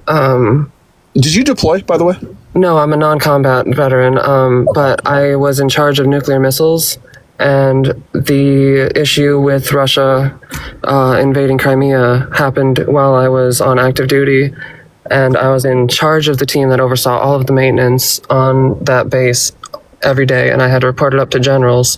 So it was very tense and very, high stress, and I had to live with the weight of, if these missiles ever get used, I'm going to kill millions of people, children, men, women. And so since then, I've been very anti-war. Yeah, and I think as a veteran, you understand, and maybe not as a how do I say this respectfully? I'm a non-combat vet. I still hold your experience in a profound respect and love. Even though I've been it in is combat not on the and I've same seen level as somebody that is. No, I don't like to compare. Yeah, see, this thing is, I don't like to compare combat levels. Like, I'm not one I'll of those do it guys for that's you. like, I haven't had to watch a friend bleed out. and I have, Oh. but I don't think that makes me any more special than someone who hasn't, because you also understand the horrors of war from another perspective, right? It's one thing to go to a theater where I see, a handful of casualties, but it's another thing to have that possibility of the guilt that would come from literally pushing a button that extinguishes an entire race of people. That's insane to me. I couldn't imagine that kind of responsibility. Especially with Trump's recent tweet about how he's going to annihilate. Yeah, the entirety of Iran. my God, when I saw that gave me a pretty bad couple days of mental health. For sure, and I apologize for that. Again, when I saw that, I was fucking livid. I was like, who the fuck does this guy think that he is, that he's saying these things? And I was shocked. Honestly, I was shocked that, and maybe there were, but that no articles of impeachment were filed like that fucking day. That's insane to me. See, this is why I need you to consider that maybe our checks and balances are corrupted. Sure, absolutely. Like I said, I'll go into this with open eyes and I'll look into it, and we'll move forward. All right. We've let the show run long because this has been so valuable. But I will say that is going to be the final word. That you're going to consider that you wanted him impeached for saying that about Iran, and it didn't happen. Maybe because some people in Congress aren't doing the right things. I think if you can agree with that, their loyalties are in the wrong spots. Yeah, Sure. which is primarily my concern. Is there anything else that I can do? Because I honestly, I don't want this. Somebody says I'm offering the bare minimum. Fuck that. I'm going all in. Anything else? I think that everybody in this country has a civic duty to not take bullshit from the people around you. And if somebody says to you that they think Trump is doing a good job or that everything he does is legal, we have a civic responsibility to call that bullshit when we see it. I'm trying to do it in a hugely amplified way, but it's going to take a grassroots effort of people doing it with their friends, neighbors, and family members, regardless of how uncomfortable that might be. Yeah, absolutely. Listen, guys, again, and this is to everybody, not just the two people I'm speaking with. I appreciate having you on. I know I've got some work to do. I'm willing to do the work. I'm willing to say when I was wrong, and I was wrong about a lot. But I appreciate you, Oskar and Raven. I also appreciate the service. I thank you guys both very much. Yeah, and I just also want to add that while the guest and I haven't necessarily agreed on everything, I do honestly believe he has good intent, and I believe ignorance was a big factor, and that we shouldn't hold him, we shouldn't be too hard on him for the fact that he didn't know, and he knows today, and he's trying to do better. Yeah, I appreciate that. That's very kind of you to say. You didn't have to be that kind, and I will accept that, and thank you for that. Yeah, of course. I know I've been a little hard on you, but it was just to try to get some points out. Arthur, not only did you get an entire episode all to yourself, you got an extended episode because I value our conversation so much. Well, I'll kick you because that's what the algorithm asks for, but you have a wonderful day, and I hope to hear from you in the future. All right, God bless you guys. Thank you so much. How you doing, Raven? Good. And, somebody's saying I'm too kind, but as much as it pains me and my temper to give forgiveness to these people, it is necessary. I think my audience takes my patience for granted. Yeah. I'm so patient with everybody. I'm very much in the crosshairs of all of these, social, political bullshit. So it kind of gets to me a little bit more, but I still have to offer them forgiveness and grace. Yeah. I mean, at the end of the day, it is people like Arthur that are going to be convinced either by a show like this one or by somebody who listens to a show like this one. So, we can't just write off people who made a mistake or maybe are continuing to make a mistake. Because I do think that while he was open-minded and honest on the show, yeah, I think his perspective was a little bit warped on how important this versus that is when it comes to the problem that's happening in America. He really did minimize what is going on with trans people, and we just can't be minimizing that type of stuff because that's how it gets worse and worse and worse. That's how we end up with genocide. If you need the genocide to start in terms of the body count for you to stop it, your head's in the wrong place. We're at the part where we get to prevent those sorts of things from happening. We just need to be more angry. We just need to be, which is why I gave him that final, piece about being outspoken. It's like, if you think what's happening is bad, go tell somebody that's bullshit when they say that Trump is looking out for them. Trump's my guy. It's like, your guy's a rapist. Explain yourself. We didn't even talk about that today, that the guy's a rapist. So much to talk about with him. My goodness. Yeah, but I do believe that he wants to do good. He just is very convinced that what he's doing is right, and it seems like he's open to learning and changing. So we can only hope. Shall I kick you for the algorithm? Yes, please. Thanks for tomorrow. having me. Thanks for all the love, chat. Love you all. Goodbye, Raven. What a long episode. How fun. I actually love the monolithic episodes where it's like, I don't even need to do timestamps in the description. I can just upload it and be like, this is this caller's episode. I will take a moment to thank Vicky over on YouTube Super Chat. I know you had one in there that I missed because it got a little lost in the sauce while Raven was guiding the conversation. But anyway, thanks to all the donors. You guys are the reason I get to quit my job and do the show full time, and that's pretty incredible. So I'll take this moment, if you made it all the way to the end, to remind you that you can support me by going to the link tree in my bio, following me on the other platforms. That doesn't cost a dime, and it helps me immensely. And if you have a dime that you want to spare, you can send it to my Venmo, Cash App, Buy Me a Coffee, or Patreon. Or if none of those payment methods work for you, message me and we'll figure out one that does work for you. I know the international people who want to donate are having a little trouble getting their donations to me, so I will have to find some kind of way to allow international donations. Anyway, W in the chat for the mods for putting in double duty between YouTube and TikTok, and of course for staying long, because I've got the time today to sift through the VOD for the clips, so I let the episode run long. And that'll happen more and more as I get to dedicate more and more of my time to this, because I really I've let the show take over my life, and I'm very, very excited about that. Somebody says, what about a check? I'm getting a P.O. box. That's on my to-do list. So yeah, you actually can write me a check. No, maybe I need to set up an LLC for that. I don't know. We'll see. Maybe. I don't know. We'll talk about it. But yeah, Wednesday and Thursday this week, the show is going to be at 1 p.m. Central Standard Time instead of the normal 10 a.m. Central Standard Time. The show will normally operate during the 10 to 12 block, and then Monday to Thursday next week, it will also be in the afternoon. But other than that, Thursday next week is my last day at the job I've quit to run this show full time. So we'll talk about that after Thursday next week. Thanks everybody who made it all the way to the end. I'm gonna go give some treats to Noodle, because a lot of people donate and say give treats to Noodle. So I'm gonna go give Noodle some treats that I bought with all that YouTube money. Everybody have a good day. Oh wait, I said everybody had a good day, and I'm like, oh my god, I have so much more to do to turn off the show. Hold on, where is it? There it is. End that. Goodbye TikTok, and over here, goodbye YouTube.